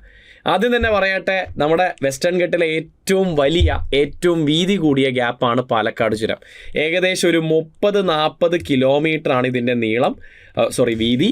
അത് നിർബന്ധമായി അറിഞ്ഞിരിക്കുക. പാലക്കാട് ഒരു റിഫ്റ്റ് വാലിയാണ്, അഥവാ ഭ്രംശ താഴ്വരയാണ്. നർമ്മദാ താപ്തി അതേപോലെ ഇവിടെ ഇതിലൂടെ ഒഴുകുന്ന നദി ആരാ? ഭാരതപ്പുഴയാണ്. NH ഏതാ കടന്നു പോകുന്നത്? വാളയാർ പരമശിവം സ്പിരിറ്റ് കടത്തുന്നതൊക്കെ NH 544 മറന്നു പോരുത്. NH which passes through Palghat gap is nothing but നമ്മുടെ NH 544 നമ്മുടെ കൊച്ചി, എറണാകുളം, എടപ്പള്ളിയിൽ നിന്ന് തുടങ്ങി സേലം വരെ, ഈ റോഡ് സേലം വരെ പോകുന്ന NH 544 നമ്മുടെ കുതിരാൻ തുരങ്കം വഴിയും പാലക്കാട് ചുരം വഴിയും പോകുന്ന NH. ഇനി gap responsible for the rainfall in Mysore region. എടാ, മൈസൂരൊക്കെ മഴ പെയ്യാൻ കാരണം എന്താ? പാലക്കാട് ചുരം. അതെന്താ സാറേ അങ്ങനെ? ഇതാണ് നമ്മുടെ പാലക്കാട് ചുരം. കേരളത്തിലെല്ലാവിടെയും ജൂൺ ആകുമ്പോൾ മഴ പെയ്യാൻ തുടങ്ങും. ഈ മഴയെ ഒരാൾ ബ്ലോക്ക് ചെയ്യും. ആരാ ബ്ലോക്ക് ചെയ്യുന്നേ? ഈ മഴയെ ബ്ലോക്ക് ചെയ്യുന്നത് ആരാ?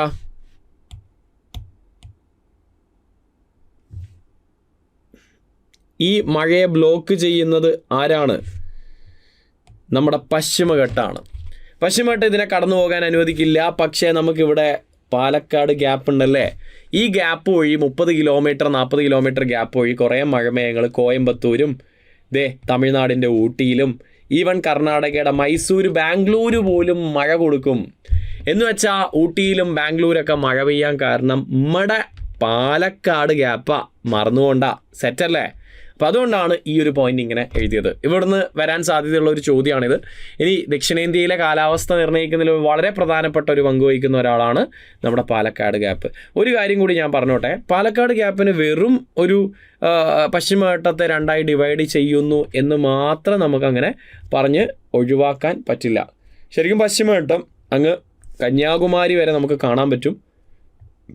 അതിനിടയിലുള്ള ഏറ്റവും പ്രധാനപ്പെട്ട ഒരു ഗ്യാപ്പ് വിടവാണിത്. നാച്ചുറൽ ആയിട്ടുള്ള ഈ ഭാഗം താഴ്ന്നു പോയി. അതാണ് റിഫ്റ്റ് വാലി എന്ന് വിളിക്കുന്നത്. ഓക്കെ, സോ വെറും ഈ പശ്ചിമഘട്ടത്തിനെ തെക്ക് വടക്ക് എന്ന് ഡിവൈഡ് ചെയ്യുകയല്ല പാലക്കാട് ചുരം ചെയ്യുന്നത്. വേറെയും ഒരുപാട് പ്രത്യേകതകൾ ഇതിലുണ്ട്. അതിലേക്ക് നമുക്ക് പോകാം. ആദ്യം തന്നെ ഇവ ആരെയൊക്കെ തമ്മിലാണ് ഡിവൈഡ് ചെയ്യുന്നത് ഞാൻ ആദ്യം പറയാം. അതായത് പാലക്കാട് ചുരത്തിൻ്റെ വടക്ക് ഭാഗത്തുള്ള മലനിരയാണ് നീലഗിരി എന്ന് വിളിക്കുന്നത്. ഇനി പാലക്കാട് ചുരത്തിൻ്റെ തെക്ക് ഭാഗത്തുള്ള മലനിരയെ നമ്മൾ ആനമല എന്നാണ് വിളിക്കുക. ഓക്കെ, ആനമല ശരിക്കും മൂന്നാർ വരെയാണ്. ആനമല കഴിഞ്ഞാലുള്ള ഭാഗത്തെ നമ്മൾ ഏലമല എന്നും, ഏറ്റവും തെക്ക് കൊല്ലം, തിരുവനന്തപുരം, കന്യാകുമാരി വരെയുള്ള ഭാഗങ്ങളെ അഗസ്ത്യമല എന്നും പറയും. കേരളത്തിൻ്റെ വടക്കേ അറ്റത്തുള്ള ഭാഗം അത് ബ്രഹ്മഗിരിയാണ്. ഇതൊക്കെ ഒന്ന് ഓർത്ത് വെക്കുക. ഇതൊക്കെ പഠിക്കേണ്ട സമയം കഴിഞ്ഞു. എനിവേ ഞാൻ ജസ്റ്റ് പറഞ്ഞു എന്നേ ഉള്ളൂ. അപ്പോൾ ബേസിക്കലി നമ്മുടെ നീലഗിരിയും അതുപോലെ ആനമലയ്ക്കും ഇടയിലുള്ള ഒരു ഗ്യാപ്പാണ് നമ്മുടെ ഈ ഒരു പാലക്കാട് ചുരം. ഇവിടുന്ന് കഴിഞ്ഞ തവണ ഒരു ക്വസ്റ്റ്യൻ വന്നിട്ടുണ്ട്, നീലഗിരിക്കും നെല്ലിയാമ്പതിക്കും ഇടയിലാണ് പാലക്കാട് ചുരമെന്ന്. ആനമലയുടെ തന്നെ അത് ഈ ഒരു ഭാഗം എന്ന് വെച്ചാൽ പാലക്കാട് ജില്ലയുടെ തെക്ക് ഭാഗം ഈ ഒരു സ്ഥലത്തെ അറിയപ്പെടുന്ന പേരാണ് നെല്ലിയാമ്പതി. ആനമലയുടെ ഭാഗം. അതുകൊണ്ട് തന്നെ നീലഗിരിക്കും നെല്ലിയാമ്പതിക്കും ഇടയിൽ എന്ന് പറഞ്ഞാൽ തെറ്റൊന്നുമില്ല, അതും ശരിയാണ്. നൗ ലിസൺ, ഇത് വെറും ക്ലൈമറ്റ് മാത്രമല്ല ഡിവൈഡ് ചെയ്യുന്നത്. കണക്ട് ചെയ്യുന്നത്. ക്ലൈമറ്റ് ഒരു കണക്ഷൻ, തമിഴ്നാടും കേരള ക്ലൈമറ്റും തമ്മിലുള്ള ഒരു കണക്ഷൻ എന്ന് പറയുന്നത് പാലക്കാട് ചുരമാണ്. നമ്മുടെ കൾച്ചർ തമ്മിലുള്ള കണക്ഷനാണിത്, അല്ലേ? കേരളത്തിൽ ഉള്ള തമിഴ്നാട്ടിലുള്ള പല സംസ്കാരവും പാലക്കാട് ജില്ലയിലും മറ്റ് മധ്യ കേരളത്തിലൊക്കെ കൂടുതൽ ഇൻഫ്ലുവൻസ് ചെയ്യാൻ കാരണം പാലക്കാട് ചുരമാണ്. നമ്മുടെ ഒരു ട്രേഡ് കണക്റ്റാണ്. പണ്ട് മുതലേ തന്നെ നമ്മൾ, അല്ലേ, കേരളത്തിലേക്ക് പല അരിയും പഴവും പച്ചക്കറികളൊക്കെ തമിഴ്നാട്ടിൽ നിന്ന് വരുന്നത് പ്രധാനമായും പാലക്കാട് ചുരം വഴിയാണ്. അത് മറന്നു പോരുത്. ഇതിപ്പോൾ തുടങ്ങിയതല്ല. പണ്ട് കാവേരി പൂമ്പട്ടണം അഥവാ പൂമ്പുഹാർ കാവേരി ഡെൽറ്റയിലുള്ള ഏൻഷ്യൻ പോർട്ട് തൊട്ട് നമ്മുടെ മുസിരിസ് കൊടുങ്ങല്ലൂരുമായിട്ട് കണക്ട് ചെയ്തത് പാലക്കാട് ചുരം വഴിയാണ്. അപ്പോൾ ഏൻഷ്യൻ ട്രേഡ് റൂട്ടാണിത്, അത് മറക്കരുത്. ഇനി ബയോഡൈവേഴ്സിറ്റി, ഇവിടെയുള്ള ഒരു ജീവിക്ക് ഇങ്ങോട്ടേക്ക് പോകണമെങ്കിൽ പശ്ചിമഘട്ടം ഒരു തടസ്സമാണ്. ചില ജീവികളൊക്കെ ഇതുവഴിയൊക്കെ തമിഴ്നാട്ടിലേക്ക് പോയി അവിടെയും നമുക്ക് കാണാൻ പറ്റും. സോ ഒരു ബയോഡൈവേഴ്സിറ്റി കണക്റ്റ് കൂടിയാണ് ഇത്. ഓക്കെ, ഇതൊക്കെ നമുക്ക് പറയാം. ഇനി വേറൊരു രീതിയിലും നമുക്ക് പറയാം, പാലക്കാട് ചുരം ബയോഡൈവേഴ്സിറ്റിയുമായി ബന്ധപ്പെട്ട മറ്റൊരു കാര്യം.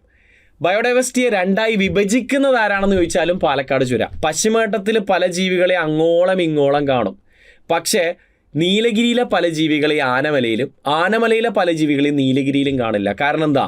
പാലക്കാട് ചുരം കിടക്കുമല്ലേ 30-40 kilometre. So it's A biological division, divide ചെയ്ത് രണ്ടായിട്ട് ജൈവവൈവിധ്യത്തിനെ രണ്ടായി വിഘടിപ്പിച്ചത് ആരാണെന്ന് ചോദിച്ചു കഴിഞ്ഞാൽ അത് പാലക്കാട് ചുരം. ഇവിടെയുള്ള ജീവികൾക്ക് നടന്നിപ്പുറം പോകാൻ പറ്റില്ല ബിക്കോസ് ഓഫ് ദിസ് ഗ്യാപ്പ്. ഇത് ഹൈലി ഡെവലപ്പിംഗ് ആയിക്കൊണ്ടിരിക്കുന്ന ഒരു സ്ഥലമാണ്. റെയിൽവേ ലൈൻസുകളും NH 544 കടന്നു പോകുന്നതാണ്.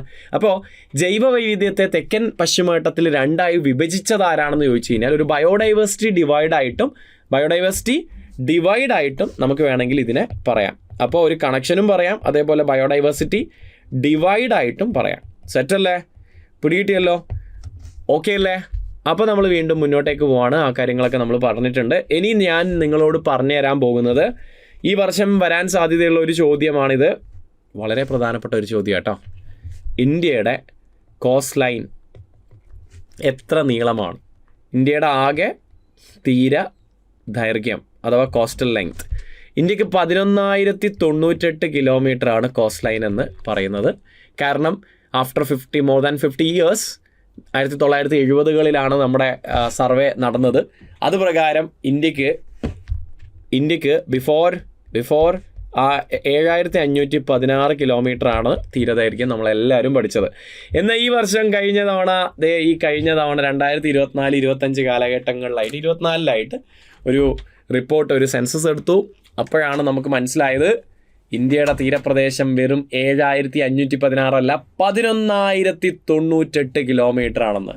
നമ്മൾ സാറ്റലൈറ്റിലൂടെ വളരെ വ്യക്തമായിട്ട് സർവേ എടുത്തപ്പോഴാണ് കൃത്യമായ ഈ ഒരു കണക്ക് മനസ്സിലായത്. ഇതുവരെ ഒരു എക്സാമിനും ചോദിച്ചിട്ടില്ല കേരള PSCയുടെ. മിക്കവാറും നിങ്ങളുടെ ഡിഗ്രി ലെവലിനുള്ള ആദ്യത്തെ ഘട്ടത്തിൽ തന്നെ ചോദിക്കാനുള്ള സാധ്യതയൊക്കെയുണ്ട്. അപ്പോൾ നോക്കിക്കോ, ഈ വർഷം എക്സാമിന് വരാൻ സാധ്യതയുള്ള ഒരു ചോദ്യമാണ്. അപ്പോൾ തീരദൈർഘ്യം നമ്മൾ കണ്ടു. അതേസമയം നമ്മുടെ ഇന്ത്യയുടെ ഉപദ്വീപീയ ഇന്ത്യയുടെ മാത്രം നീളം ചോദിക്കുകയാണെങ്കിൽ അത് 6,100 കിലോമീറ്ററാണ്. ഇതിനും മാറ്റങ്ങൾ സംഭവിച്ചിട്ടുണ്ടാവണം, പക്ഷേ നമുക്കങ്ങനെ ഡാറ്റയായിട്ട് കിട്ടിയിട്ടില്ല. ടോട്ടൽ 11,098 മാറിയിട്ടുണ്ട് എന്ന് സാരം. ഇനി നമ്മൾ ഇന്ത്യയുടെ തീരദൈർഘ്യത്തെ രണ്ടായിട്ട് വിഭജിക്കുകയാണ്. തീരസമതലത്തുനിന്ന് ഒരു ചോദ്യം വരുന്നുണ്ടെങ്കിൽ ഞാൻ ഈ പറഞ്ഞ കാര്യങ്ങളിൽ നിന്ന് ഞാൻ ഇനി പറയാൻ പോകുന്ന 4 പോയിന്റ് ഉണ്ട്. തീരസമതലത്തിൽ നിന്നൊരു ചോദ്യം വരുന്നുണ്ടെങ്കിൽ ഞാൻ ഇനി പറയാൻ പോകുന്ന 4 പോയിന്റ്സുകളുണ്ട്, കോൺസെപ്റ്റ്സുകളുണ്ട്. അതിൽ നിന്നായിരിക്കും വരാൻ സാധ്യത കൂടുതൽ. അപ്പോൾ നോക്കാം. തീരസമതലം, ആ 4 പോയിന്റ്സുകൾ ഇതാണ് മക്കളെ. നമ്മൾ തീരസമതലത്തെ രണ്ടായിട്ടാണ് തരംതിരിക്കുന്നത് അല്ലേ? വെസ്റ്റേൺ കോസ്റ്റൽ പ്ലെയിൻസ്, അതുപോലെ ഈസ്റ്റേൺ കോസ്റ്റൽ പ്ലെയിൻസ് അഥവാ കിഴക്കൻ തീര സമതലം. ഇവ തമ്മിലുള്ള വ്യത്യാസം 4 പോയിന്റ്സുകളാണ്. ആദ്യത്തെ പോയിന്റ് ഇതാ ഞാൻ എഴുതുവാണ്. ഒരാൾക്ക് വീതി കൂടുതലാണ്, ഒരാൾക്ക് വീതി കുറവാണ്. ആർക്കാ വീതി കൂടുതൽ? വിഡ്ത്ത് ആർക്കാ കൂടുതലാണോ കുറവാണോ?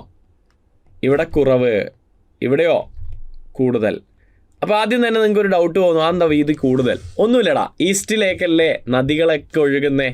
അപ്പോൾ ഈ നദികൾ കൊണ്ടുവന്നിടുന്ന ഡെപ്പോസിറ്റ്സ് കാരണമാണ് കോസ്റ്റൽ പ്ലെയിൻസ് ഉണ്ടാകുന്നത്. അപ്പോൾ ആദ്യം തന്നെ ആ കാര്യം പറഞ്ഞേക്കാം അറിയാത്തവർക്കായിട്ട്. തീരസമുദ്രം ഉണ്ടാക്കുന്നത് തിരമാലയല്ല കേട്ടോ. തീരസമുദ്രം ഉണ്ടാക്കുന്ന ആരാ? നദികളാണ്. എല്ലാ നദിയും വന്നിട്ട് തീരപ്രദേശത്തല്ലേ അവസാനം ചേരുക. അപ്പോൾ ആ നദികൾ അത് കൊണ്ടുവരുന്ന ചെളി മൊത്തം ഇരുകരകളിലിടും. ഈ അലൂവിയൽ ഡെപ്പോസിറ്റ്സിൻ്റെ ഭാഗമായിട്ടാണ് കോസ്റ്റൽ പ്ലെയിൻസുകൾ ഉണ്ടാകുന്നത്. അല്ലാതെ ഒരിക്കലും വേവ്സ് അല്ല. വേവ്സ് ഉണ്ടാക്കുന്നത് ബീച്ച്. ഓക്കെ. അപ്പോൾ കോസ്റ്റൽ പ്ലെയിൻസ് കൂടുതൽ നദികളും ഇന്ത്യയിലേക്ക് ഒഴുകുന്നത് ഈസ്റ്റിലോട്ടാണ്. ഹെൻസ് ഒബ്വിയസ്ലി വീതി കൂടുതൽ ഈസ്റ്റിനാണ്. ഇനി അടുത്ത പോയിന്റ് എന്താണെന്ന് വെച്ചാൽ ഇവിടെ നദികൾ ഡെൽറ്റകൾ ഉണ്ടാക്കുന്നില്ല. അതേസമയം കിഴക്ക് പോകുന്ന നദികളൊക്കെ നിങ്ങൾ നോക്കിയേ, Sundarban delta, Mahanadi delta, Godavari delta, Krishna delta, Kaveri delta, എല്ലാം ഡെൽറ്റകളല്ലേ. അപ്പോൾ ഈസ്റ്റ് ഫ്ലോയിങ് ഈസ്റ്റ് ഫ്ലോയിങ് റിവേഴ്സൊക്കെ ഡെൽറ്റാസ് ഫോം ചെയ്യുന്നുണ്ട്, വിശാലമായ ഡെൽറ്റകൾ. വെസ്റ്റേൺ റിവേഴ്സോ ഡെൽറ്റയുണ്ടോ? ഇല്ല. അതിന് പകരം എന്താ? എസ്റ്റുറി അഥവാ അഴിമുഖം. ഇപ്പോൾ കേരളത്തിലേക്ക് നദികൾ ഏതാ? കേരളത്തിലേക്കുള്ള നദികൾ എന്താ ഉണ്ടാക്കുന്ന? അഴിമുഖങ്ങളല്ലേ. കേരളത്തിൽ ഏതെങ്കിലും ഡെൽറ്റ ഉണ്ടോ? പെരിയാർ ഡെൽറ്റ, ഭാരതപ്പുഴ ഡെൽറ്റ കേട്ടിട്ടുണ്ടോ? ഇല്ലല്ലേ. പക്ഷേ അഴിമുഖങ്ങളാണ്. ഓക്കെ, ഇപ്പോൾ മറന്നു പോരുത്. യെസ്, അടുത്ത പ്രധാനപ്പെട്ട പോയിന്റ് അതിലേക്ക് ഞാൻ വരുവാണ്. ഒരാൾ താഴ്ന്നുകൊണ്ടിരിക്കുകയാണ്, മറ്റൊരാൾ ഉയർന്നുകൊണ്ടിരിക്കുകയാണ്. എന്ന് വെച്ചാൽ ഒന്ന് സബ്മേർജിങ് കോസ്റ്റൽ പ്ലെയിൻസ് ആണ്, മറ്റൊന്ന് എമർജിങ് കോസ്റ്റൽ പ്ലെയിൻസ് ആണ്. ഇവൻ എമർജിങ് കോസ്റ്റൽ പ്ലെയിൻസ് ആണ്, ഇവൻ സബ്മേർജിങ് കോസ്റ്റൽ പ്ലെയിൻസ് ആണ്. അതായത് നദികൾ കൊണ്ടുപോയി ചെളിയൊക്കെ നിക്ഷേപിക്കുന്നത് ഈസ്റ്റാണ്. അപ്പോൾ ഈസ്റ്റിലെ കോസ്റ്റൽ പ്ലെയിൻസ് ഇങ്ങനെ എമേർജ് ചെയ്തുകൊണ്ടിരിക്കുകയാണ്, ഉയർന്നുകൊണ്ടിരിക്കുകയാണ്. അതേസമയം വെസ്റ്റേൺ കോസ്റ്റൽ പ്ലെയിൻസിൽ നദികളൊന്നും കൊണ്ടുപോയി ചെളിയൊന്നും ഇടുന്നില്ല. And naturally it's a submerging coastal plains, താഴ്ന്നുകൊണ്ടിരിക്കുന്ന തീരസമതല. അതുകൊണ്ടാണ് കേരളത്തിൻ്റെ സമതലത്തിന് വീതി കുറഞ്ഞത്, പടിഞ്ഞാറൻ തീരസമതലത്തിന് വീതി കുറഞ്ഞത്. നമ്മുടെ ബീച്ചുകളൊക്കെ ചെറുതായിക്കൊണ്ടിരിക്കുന്നത് അതുകൊണ്ടാണ്. അതേസമയം ഇന്ത്യയിലെ ഏറ്റവും വലിയ ബീച്ചൊക്കെ എവിടെയാണ്? ഈസ്റ്റിലാണ്. കാരണം എന്താ? ഉയർന്നുകൊണ്ടിരിക്കുക, വീതി കൂടിക്കൊണ്ടിരിക്കുക, ഡെൽറ്റ ഉണ്ടാക്കുന്നുണ്ട് നദി. സെറ്റല്ലേ? ആൻഡ് ലാസ്റ്റ് പോയിന്റ്, ഇതും എക്സാമിന് വരാൻ സാധ്യത വളരെ കൂടുതലാണ്. These are good for natural ports. Good for natural ports, പ്രകൃതിദത്തമായ തുറമുഖങ്ങൾക്ക് പറ്റിയ സ്ഥലം വെസ്റ്റേൺ കോസ്റ്റൽ പ്ലെയിൻസ്. അതുകൊണ്ടല്ലടാ വിഴിഞ്ഞം കേരളത്തിൽ വന്നേ, ആഴം കൂടിയ തുറമുഖമല്ലേ. At the same time eastern coastal not good for natural ports and harbours. അതായത് പ്രകൃതിദത്തമായ തുറമുഖങ്ങൾക്ക് അത്ര പറ്റിയ സ്ഥലമല്ല ഈസ്റ്റേൺ കോസ്റ്റൽ പ്ലെയിൻസ്. അപ്പോൾ ഇവ തമ്മിലുള്ള കാര്യം മനസ്സിലായല്ലോ.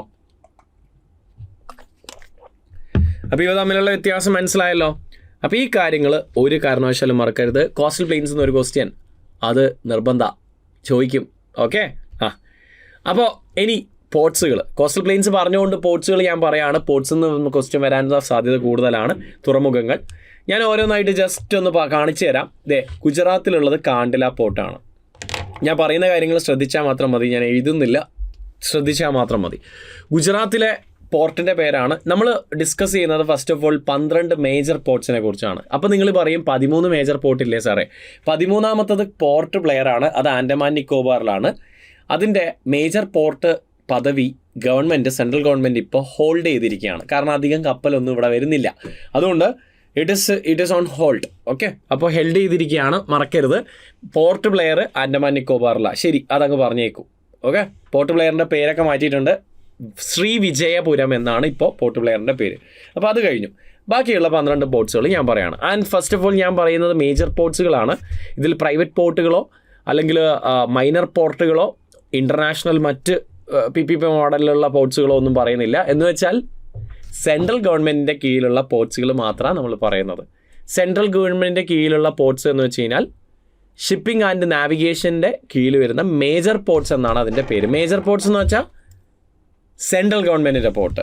ഓക്കെ, പ്രധാന തുറമുഖം മീൻസ് കേന്ദ്ര ഗവൺമെൻറ്റിൻ്റെ കീഴിലുള്ള തുറമുഖങ്ങൾ. ഫസ്റ്റ് വൺ ഗുജറാത്തിലെ കാണ്ടില പോർട്ടിൻ്റെ പുതിയ പേര് ദീൻ ദയാൽ ഉപാധ്യായ പോർട്ട് എന്നാണ്. നമ്മുടെ ഗൾഫ് ഓഫ് കച്ച്, ഗുജറാത്തിലെ ഗൾഫ് ഓഫ് കച്ചിലാണ് ഇത് സ്ഥിതി ചെയ്യുന്നത്. എന്താ കണ്ടില്ലേ, ഗൾഫ് ഓഫ് കച്ചിലാണ് ഇത് സ്ഥിതി ചെയ്യുന്നത്. അതുകൊണ്ട് തന്നെ ഗൾഫിലായതുകൊണ്ട് ഉൾക്കടലല്ലേ, കച്ച് ഉൾക്കടലല്ലേ, അപ്പോൾ ഉൾക്കടലിലായതുകൊണ്ട് അധികം ആഴം കാണില്ല. അപ്പോൾ ആഴം ഒരു പ്രശ്നമാണ്, കപ്പലിന് അടി തട്ടാനുള്ള ചാൻസ് ഉണ്ട്. അതുകൊണ്ട് വേലിയേറ്റ സമയത്താണ് കപ്പലുകൾ കാണ്ടില പോർട്ടിലേക്ക് വരുന്നത്. വേലിയേറ്റ തുറമുഖം, ഇന്ത്യയുടെ ഒരു ടൈഡൽ പോർട്ടാണ് കാണ്ടില. ഇനി മഹാരാഷ്ട്രയിലേക്ക് വരുവാണെങ്കിൽ മഹാരാഷ്ട്രയിൽ 2 പോർട്ടുകളുണ്ട്.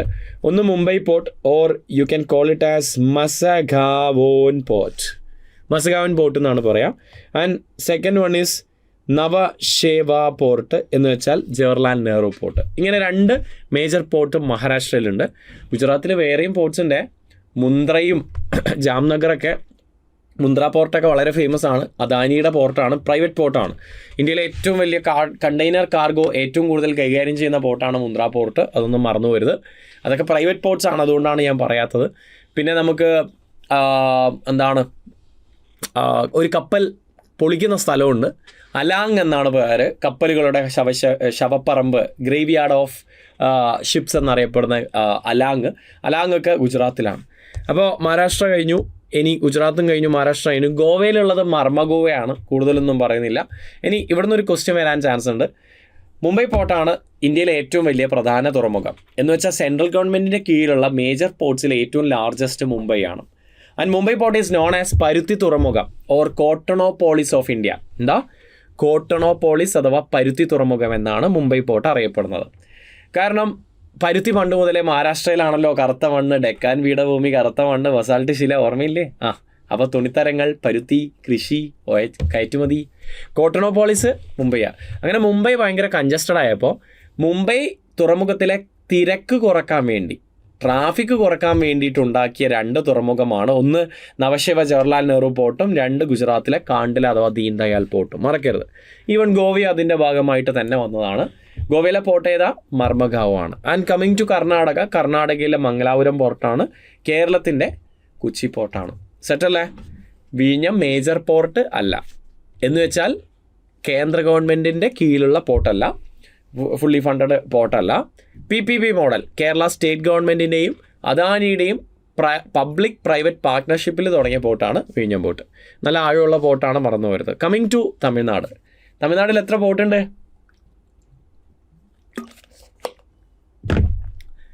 തമിഴ്നാട്ടിൽ 3 പോർട്ടുണ്ട് മക്കളെ. എത്ര പോർട്ടുണ്ട്? 3 പോർട്ടുണ്ട്. തമിഴ്നാട്ടിൽ 3 പോർട്ടുണ്ട്. വേറെ ഒരു സ്റ്റേറ്റിൽ നമ്മൾ മേജർ പോർട്ട് 3 എണ്ണം കണ്ടില്ല. തമിഴ്നാട്ടിലുണ്ട്. തമിഴ്നാട്ടിലെ ആദ്യത്തെ പോർട്ടാണ് തൂത്തുക്കുടി പോർട്ട് അഥവാ തൂത്തുക്കുറിയം port. And it has another name. Thoothukudi പോർട്ടിനെ നമ്മൾ VO ചിദംബരം പോർട്ട് എന്നാണ് വിളിക്കുക. എന്താ വിളിക്കുക? VO Chidambaram port. VO Chidambaram ആരാ? കപ്പലോട്ടിയ തമിഴൻ. നമ്മൾ ഇന്ത്യൻ ഹിസ്റ്ററിയിൽ സ്വദേശി പ്രസ്ഥാനത്തിന് ശേഷം നമ്മുടെ കപ്പൽ നിർമ്മാണ ശാലകൾ ആരംഭിച്ച, ഷിപ്പിംഗ് ഇൻഡസ്ട്രി കൊണ്ടുവന്ന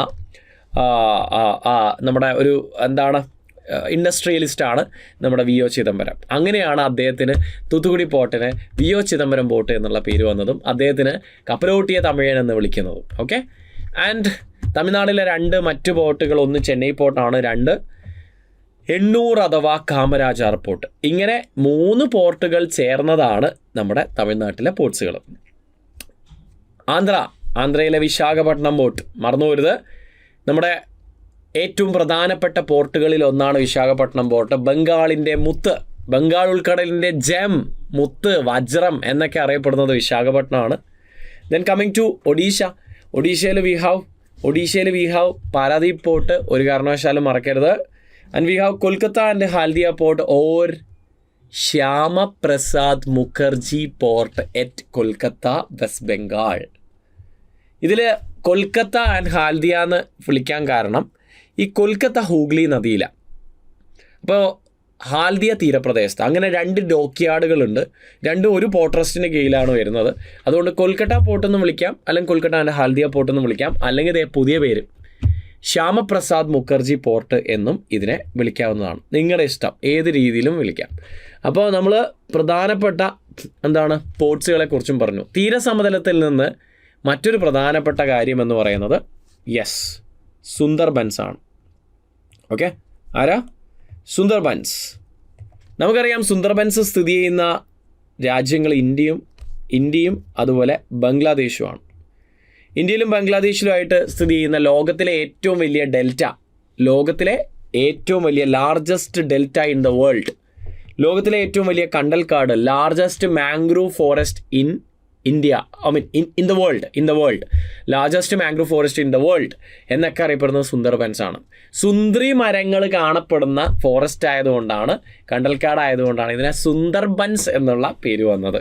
ഇതൊരു രാംസാർ തണ്ണീർത്തടാണ്. 2019 തൊട്ട് രാംസാർ തണ്ണീർത്തടം. ഇന്ത്യയിൽ ഏത് സ്റ്റേറ്റിലാണ് കാണുന്നത്? ഇന്ത്യയിൽ വെസ്റ്റ് ബംഗാളിലെ, അതുകൂടി എഴുതിയിട്ടുണ്ട്. ഓക്കെ, ഇനി ഒരു യുനെസ്കോ അംഗീകൃത ബയോസ്ഫിയർ റിസർവ് ആണ് സിൻസ് 2001. നമ്മൾ യുനെസ്കോ അംഗീകൃത ബയോസ്ഫിയർ റിസർവ് കുറച്ച് നേരത്തെ പറഞ്ഞു. ആദ്യത്തേത് നീലഗിരിയ, അവസാനത്തേത് ഈ വർഷത്തെ question cold desert biosphere reserve. ഇതും അങ്ങനെ ഒരു ബയോസ്ഫിയർ റിസർവ് ആണ്. And the famous animal in Sundarbans is royal Bengal tiger. Okay, അപ്പോൾ മറന്നു പോരുത്, കടുവകളെ നമുക്ക് ഒരുപാട് കാണാൻ പറ്റുന്ന സ്ഥലമാണ്. അപ്പോൾ നമ്മൾ അതും പഠിച്ചിട്ടുണ്ട്. അപ്പോൾ അടുത്ത ഏരിയയിലേക്ക് നമ്മൾ പോവാണ്. ഇനി നമ്മൾ ഉത്തര മഹാസമതലത്തിൽ നിന്ന് ഈ വരാൻ സാധ്യതയുള്ള ഒരു പ്രധാനപ്പെട്ട ഭാഗം ഞാൻ ഡിസ്കസ് ചെയ്യണം. മുഴുവനല്ല, ഒരു പ്രധാനപ്പെട്ട ഒരു ഭാഗം. ഉത്തര മഹാസമതലത്തിലെ ഏറ്റവും പ്രധാന ഒരു എക്സാമിന് വരാൻ സാധ്യതയുള്ള ഭാഗം എന്ന് പറയുന്നത് ബാബർ ടെറായി അലൂവിയൽ പ്ലെയിൻസ് ആയിട്ടുള്ള ബംഗറും ഖാദറുമാണ്. ഏതാ? ബംഗറും അതുപോലെ ഖാദറുമാണ്. ഇവിടുന്ന് വരാൻ സാധ്യതയുള്ള ഏറ്റവും പ്രധാനപ്പെട്ട ചോദ്യമാണിത്. ഉത്തര മഹാസമതലത്തിൽ നിന്ന് നിങ്ങൾക്ക് ക്വസ്റ്റ്യൻ വരാൻ സാധ്യതയുള്ളത്. ഇപ്പം ഞാനാണെങ്കിൽ ഈ ക്വസ്റ്റ്യൻ ഇടുക, അത്രയും ഇമ്പോർട്ടൻ്റ് ആയിട്ടുള്ള ഒരു സാധനമാണിത്. ബാബർ ടെറായി അലൂവിയൽ പ്ലെയിൻസ് ആയിട്ടുള്ള ബംഗറും ഖാദറും. വേണമെങ്കിൽ നിങ്ങൾക്ക് ബാബർ ടെറായി ബംഗർ ഖാദർ എന്ന് 4 ഡിവൈഡ് ചെയ്യാം. പക്ഷേ നിങ്ങളുടെ SCERTയിൽ ഇങ്ങനെ ഡിവൈഡ് ചെയ്തുകൊണ്ട് ഞാൻ ഇങ്ങനെ തന്നെ എഴുതുകയാണ്, ബാബർ ടെറായി എക്കൽ സമതലങ്ങളായ ബംഗറും ഖാദറും. അപ്പോൾ എന്താണ് ബാബർ ടെറായി ബംഗർ ഖാദർ എന്ന് ഞാൻ ഈ ഡയഗ്രത്തിൽ എക്സ്പ്ലെയിൻ ചെയ്യാം. നമ്മൾ ഹിമാലയത്തിൻ്റെ തൊട്ട് തെക്ക് ഭാഗത്താണ് ഉത്തര മഹാസമതലം. ഇതാണ് നിങ്ങളുടെ ഉത്തര മഹാസമതലം അല്ലേ? ഇതാണ് നിങ്ങളുടെ ഉത്തര മഹാസമതലം. തീർച്ചയായും നമ്മുടെ ഹിമാലയത്തിൻ്റെ തെക്ക് ഭാഗത്താണ് ഇത് സ്ഥിതി ചെയ്യുന്നത്. ഇവിടുന്ന് അങ്ങോട്ടേക്ക് നിരപ്പായ പ്ലെയിൻസ്, നോർത്തേൺ പ്ലെയിൻസ് ആണ്, നിരപ്പായ സ്ഥലമാണ്, ഫ്ലാറ്റായ സ്ഥലമാണ്. അതേസമയം ഹിമാലയം അങ്ങനെയല്ല, ചെരിഞ്ഞ സ്ഥലമാണ്. അപ്പോൾ ഇതിലൂടെ ഒഴുകി വരുന്ന നദിക്ക് നല്ല സ്പീഡ് ഉണ്ടാവും അല്ലേ? അപ്പോൾ നദിയും നമ്മളും ഹിമാലയത്തിൽ നിന്ന് ഇറങ്ങി വരുവാണ്. എങ്ങോട്ടാണ് വരുന്നത്? നോർത്തേൺ പ്ലെയിൻസിലേക്ക്. ഇവിടുന്ന് അങ്ങോട്ടേക്ക് നിരപ്പാ, നമ്മൾ കഷ്ടപ്പെടാതെ തലയും മൂക്കൊന്നും ഇടിച്ച് വീഴാതെ നേരെ നടക്കാം. ഓക്കെ, അപ്പോൾ നമ്മുടെ കൂടെ ആരുമുണ്ട്? നദിയുണ്ട്. അപ്പോൾ നദി ആദ്യം എത്തുന്നത് എന്ന് വെച്ചാൽ ഹിമാലയത്തിന് തൊട്ട് തെക്ക്, ഹിമാലയത്തിൻ്റെ ഏറ്റവും തെക്ക് ശിവാലിക്കാണ്. ശിവാലിക്കിൻ്റെ തൊട്ട് തെക്ക് ആരാ? ബാബർ. നദി വെറും കൈയോടെയാണോ വരുന്നത് നമ്മളെപ്പോലെ? അല്ല, നദിയുടെ കയ്യിൽ ചെളിയും മണ്ണും പാറക്കല്ലുകളൊക്കെ ഉണ്ട്. ആദ്യം നദി എന്താ നിക്ഷേപിക്കുക? ആദ്യം നദി എന്താണ് നിക്ഷേപിക്കുക? ആദ്യം നദി കുറേ പാറക്കല്ലുകളായിരിക്കും നിക്ഷേപിക്കുക. എന്താ? പാറക്കല്ല്. കാരണം നദി സ്ലോ ആയില്ലേ? ഇവിടുന്ന് അങ്ങോട്ടേക്ക് നദി സ്ലോ ആയില്ലേ? ഇവിടുന്ന് അങ്ങോട്ടേക്ക് നിരപ്പാണെന്ന് ഞാൻ പറഞ്ഞു. ഇത്ര നേരം നദി തുള്ളിച്ചാടി ചെരുവിലൂടെ പാറയും കല്ലും ഒക്കെ വഹിച്ചുകൊണ്ടാണ് വന്നത്. ഇവിടെ എത്തുമ്പോൾ നദി സ്ലോ ആകും. കാരണം ഇവിടുന്ന് അങ്ങോട്ടേക്ക് സ്ലോപ്പ് കുറവാ, നിരപ്പായ സ്ഥല, മഹാസമതലമാ, നോർത്തേൺ പ്ലെയിൻസാ. അപ്പോൾ ഇവിടെ എത്തുമ്പോൾ നദി സ്ലോ ആകും. സ്ലോ ആകുമ്പോൾ നദി എന്ത് ചെയ്യും? നിക്ഷേപിക്കും. ചെളി, മണ്ണ്, പാറക്കല്ല്. ആദ്യം എന്താ നിക്ഷേപിക്കുക? പാറ. അങ്ങനെ പാറക്കല്ല് നിക്ഷേപിച്ചുണ്ടാകുന്ന സ്ഥലമാണ് ബാബർ. എന്ന് വെച്ചാൽ ഇവിടെ മൊത്തം പാറകളാണ്. ബൗൾഡേഴ്സ് എന്നാണ് ഇംഗ്ലീഷിൽ പറയുക. പാറകൾ അല്ലെങ്കിൽ ബൗൾഡേഴ്സ്, വലിയ ഉരുണ്ട കല്ലുകളെ ബൗൾഡേഴ്സ് എന്നാണ് പറയുക. അപ്പോൾ ഒരു 8-10 കിലോമീറ്റർ നമ്മൾ നദിയും പാറക്കല്ലിലൂടെ നടക്കാൻ പോവുകയാണ്. 8-10 കിലോമീറ്റർ ആട്ടോ ഇതിൻ്റെ വീതി. ഇനി നദി പാറക്കല്ലല്ലേ, നദി എന്ത് ചെയ്യുന്നറിയോ? ഈ പാറക്കല്ലിൻ്റെ അടിയിലൂടെയും ഇടയിലൂടെയൊക്കെ ഒഴുകും. ഇതുപോലെ ഫുൾ പാറക്കല്ല. നദിയെ ശരിക്ക് കാണാൻ പറ്റുമോ? ഇല്ല. പാറക്കല്ലിൻ്റെ അടിയിലൂടെ ഈ നദി ഒഴുകുന്നുണ്ട്. വലിയ നദിയത്, രാംഗംഗ നദിയത് ഈ പിക്ചറിൽ കാണുന്നത്.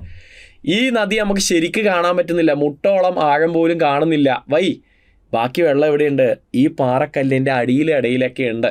അതുകൊണ്ട് നമുക്ക് ശരിക്കും അങ്ങോട്ട് നദിയെ കാണാൻ പറ്റില്ല. എന്ന് വെച്ചാൽ നദി അപ്രത്യക്ഷമാകുന്ന അല്ലെങ്കിൽ നദി ഡിസപ്പിയർ ആകുന്ന സ്ഥലമാണ് ബാബർ അഥവാ ബബർ. ഇനി കൃഷിക്ക് അനുയോജ്യമാണോ ഉത്തര മഹാസമതല എന്ന് വിചാരിച്ച് കൃഷി നടക്കുമോ? ഇവിടെ എന്താണ് കൃഷി ചെയ്യാൻ പറ്റുക? ഓക്കെ, അപ്പോൾ കൃഷിക്ക് അനുയോജ്യമായ സ്ഥലമല്ല ബബർ. അപ്പോൾ സെറ്റല്ലേ? അപ്പോൾ ആ പോയിൻറ്റ്സുകളെല്ലാം നമ്മൾ പഠിച്ചു. South of Shivaliks with boulders and pebbles, 8-10 kilometre, നദികൾ ഡിസപ്പിയർ ചെയ്യുന്ന സ്ഥലമാ, not good for agriculture. And obviously with decreases towards east. കിഴക്കോട്ട് പോകുമ്പോൾ വീതി കുറയുന്നു. ഒന്നുമില്ലടാ. നമ്മൾ നോർത്തേൺ പ്ലെയിൻസ് നോക്കിയാൽ തന്നെ നിങ്ങൾക്ക് മനസ്സിലാവുമല്ലോ. പടിഞ്ഞാറുന്ന് കിഴക്കോട്ട് വരുമ്പോൾ വീതി കുറയാണ് ചെയ്യുന്നത്. ഇവിടെയൊക്കെ രാജസ്ഥാൻ, പഞ്ചാബിലൊക്കെ നല്ല വീതിയുണ്ട്. നല്ല വീതിയുണ്ട്. ആസാമിലൊക്കെ എത്തുമ്പോൾ വീതി വളരെ കുറച്ച് മാത്രമേ ഉള്ളൂ. അപ്പോൾ പൊതുവെ ഇന്ത്യയുടെ പ്രത്യേകതയാണ്. അതിപ്പോൾ ഹിമാലയം എടുത്താലും നിങ്ങൾക്ക് കാണാൻ പറ്റും. ഹിമാലയത്തിന് കാശ്മീരിലൊക്കെ നല്ല വീതിയാണ്. അതേസമയം അരുണാചൽ പ്രദേശിലെത്തുമ്പോൾ ഇതിന് വീതി കുറവാണ്. അപ്പോൾ എല്ലാ സാധനവും ടുവേർഡ്സ് ഈസ്റ്റ് വീതി കുറഞ്ഞ് വരുന്നതായിട്ട് കാണാൻ പറ്റും. അപ്പോൾ അത് തന്നെ അവിടെ എഴുതിയിരിക്കുന്നത്. മൈൻഡ് ചെയ്യണ്ട, നമുക്ക് നടക്കാം. നമ്മൾ നടന്ന് ഇങ്ങനെ പാറക്കല്ലുകൾ ചിലപ്പോൾ ഇങ്ങനെ ഫാൻ ഷേപ്പിൽ നിക്ഷേപിക്കും കേട്ടോ. ഇതാണ് നമ്മുടെ എന്താണ് ഈ മലയുടെ മേളിൽ നിന്ന് വരുന്ന നദി എന്ത് ചെയ്യുന്നറിയോ? നദി പാറക്കല്ലുകൾ ഇങ്ങനെ ഇവിടെയാണ് നിക്ഷേപിച്ച് വരുമ്പോൾ അവസാനം ഒരു ഫാൻ ഷേപ്പാണ്. അപ്പം നിങ്ങൾ വിചാരിക്കും ഇതെന്ത് ഫാനാ? എടാ നമ്മുടെ എന്താണ് വോൾ ഫാനില്ലേ, ഇല്ലെങ്കിൽ ടേബിൾ ഫാനില്ലേ? ടേബിൾ ഫാനിൻ്റെ ലീഫ് എങ്ങനെയാണ്?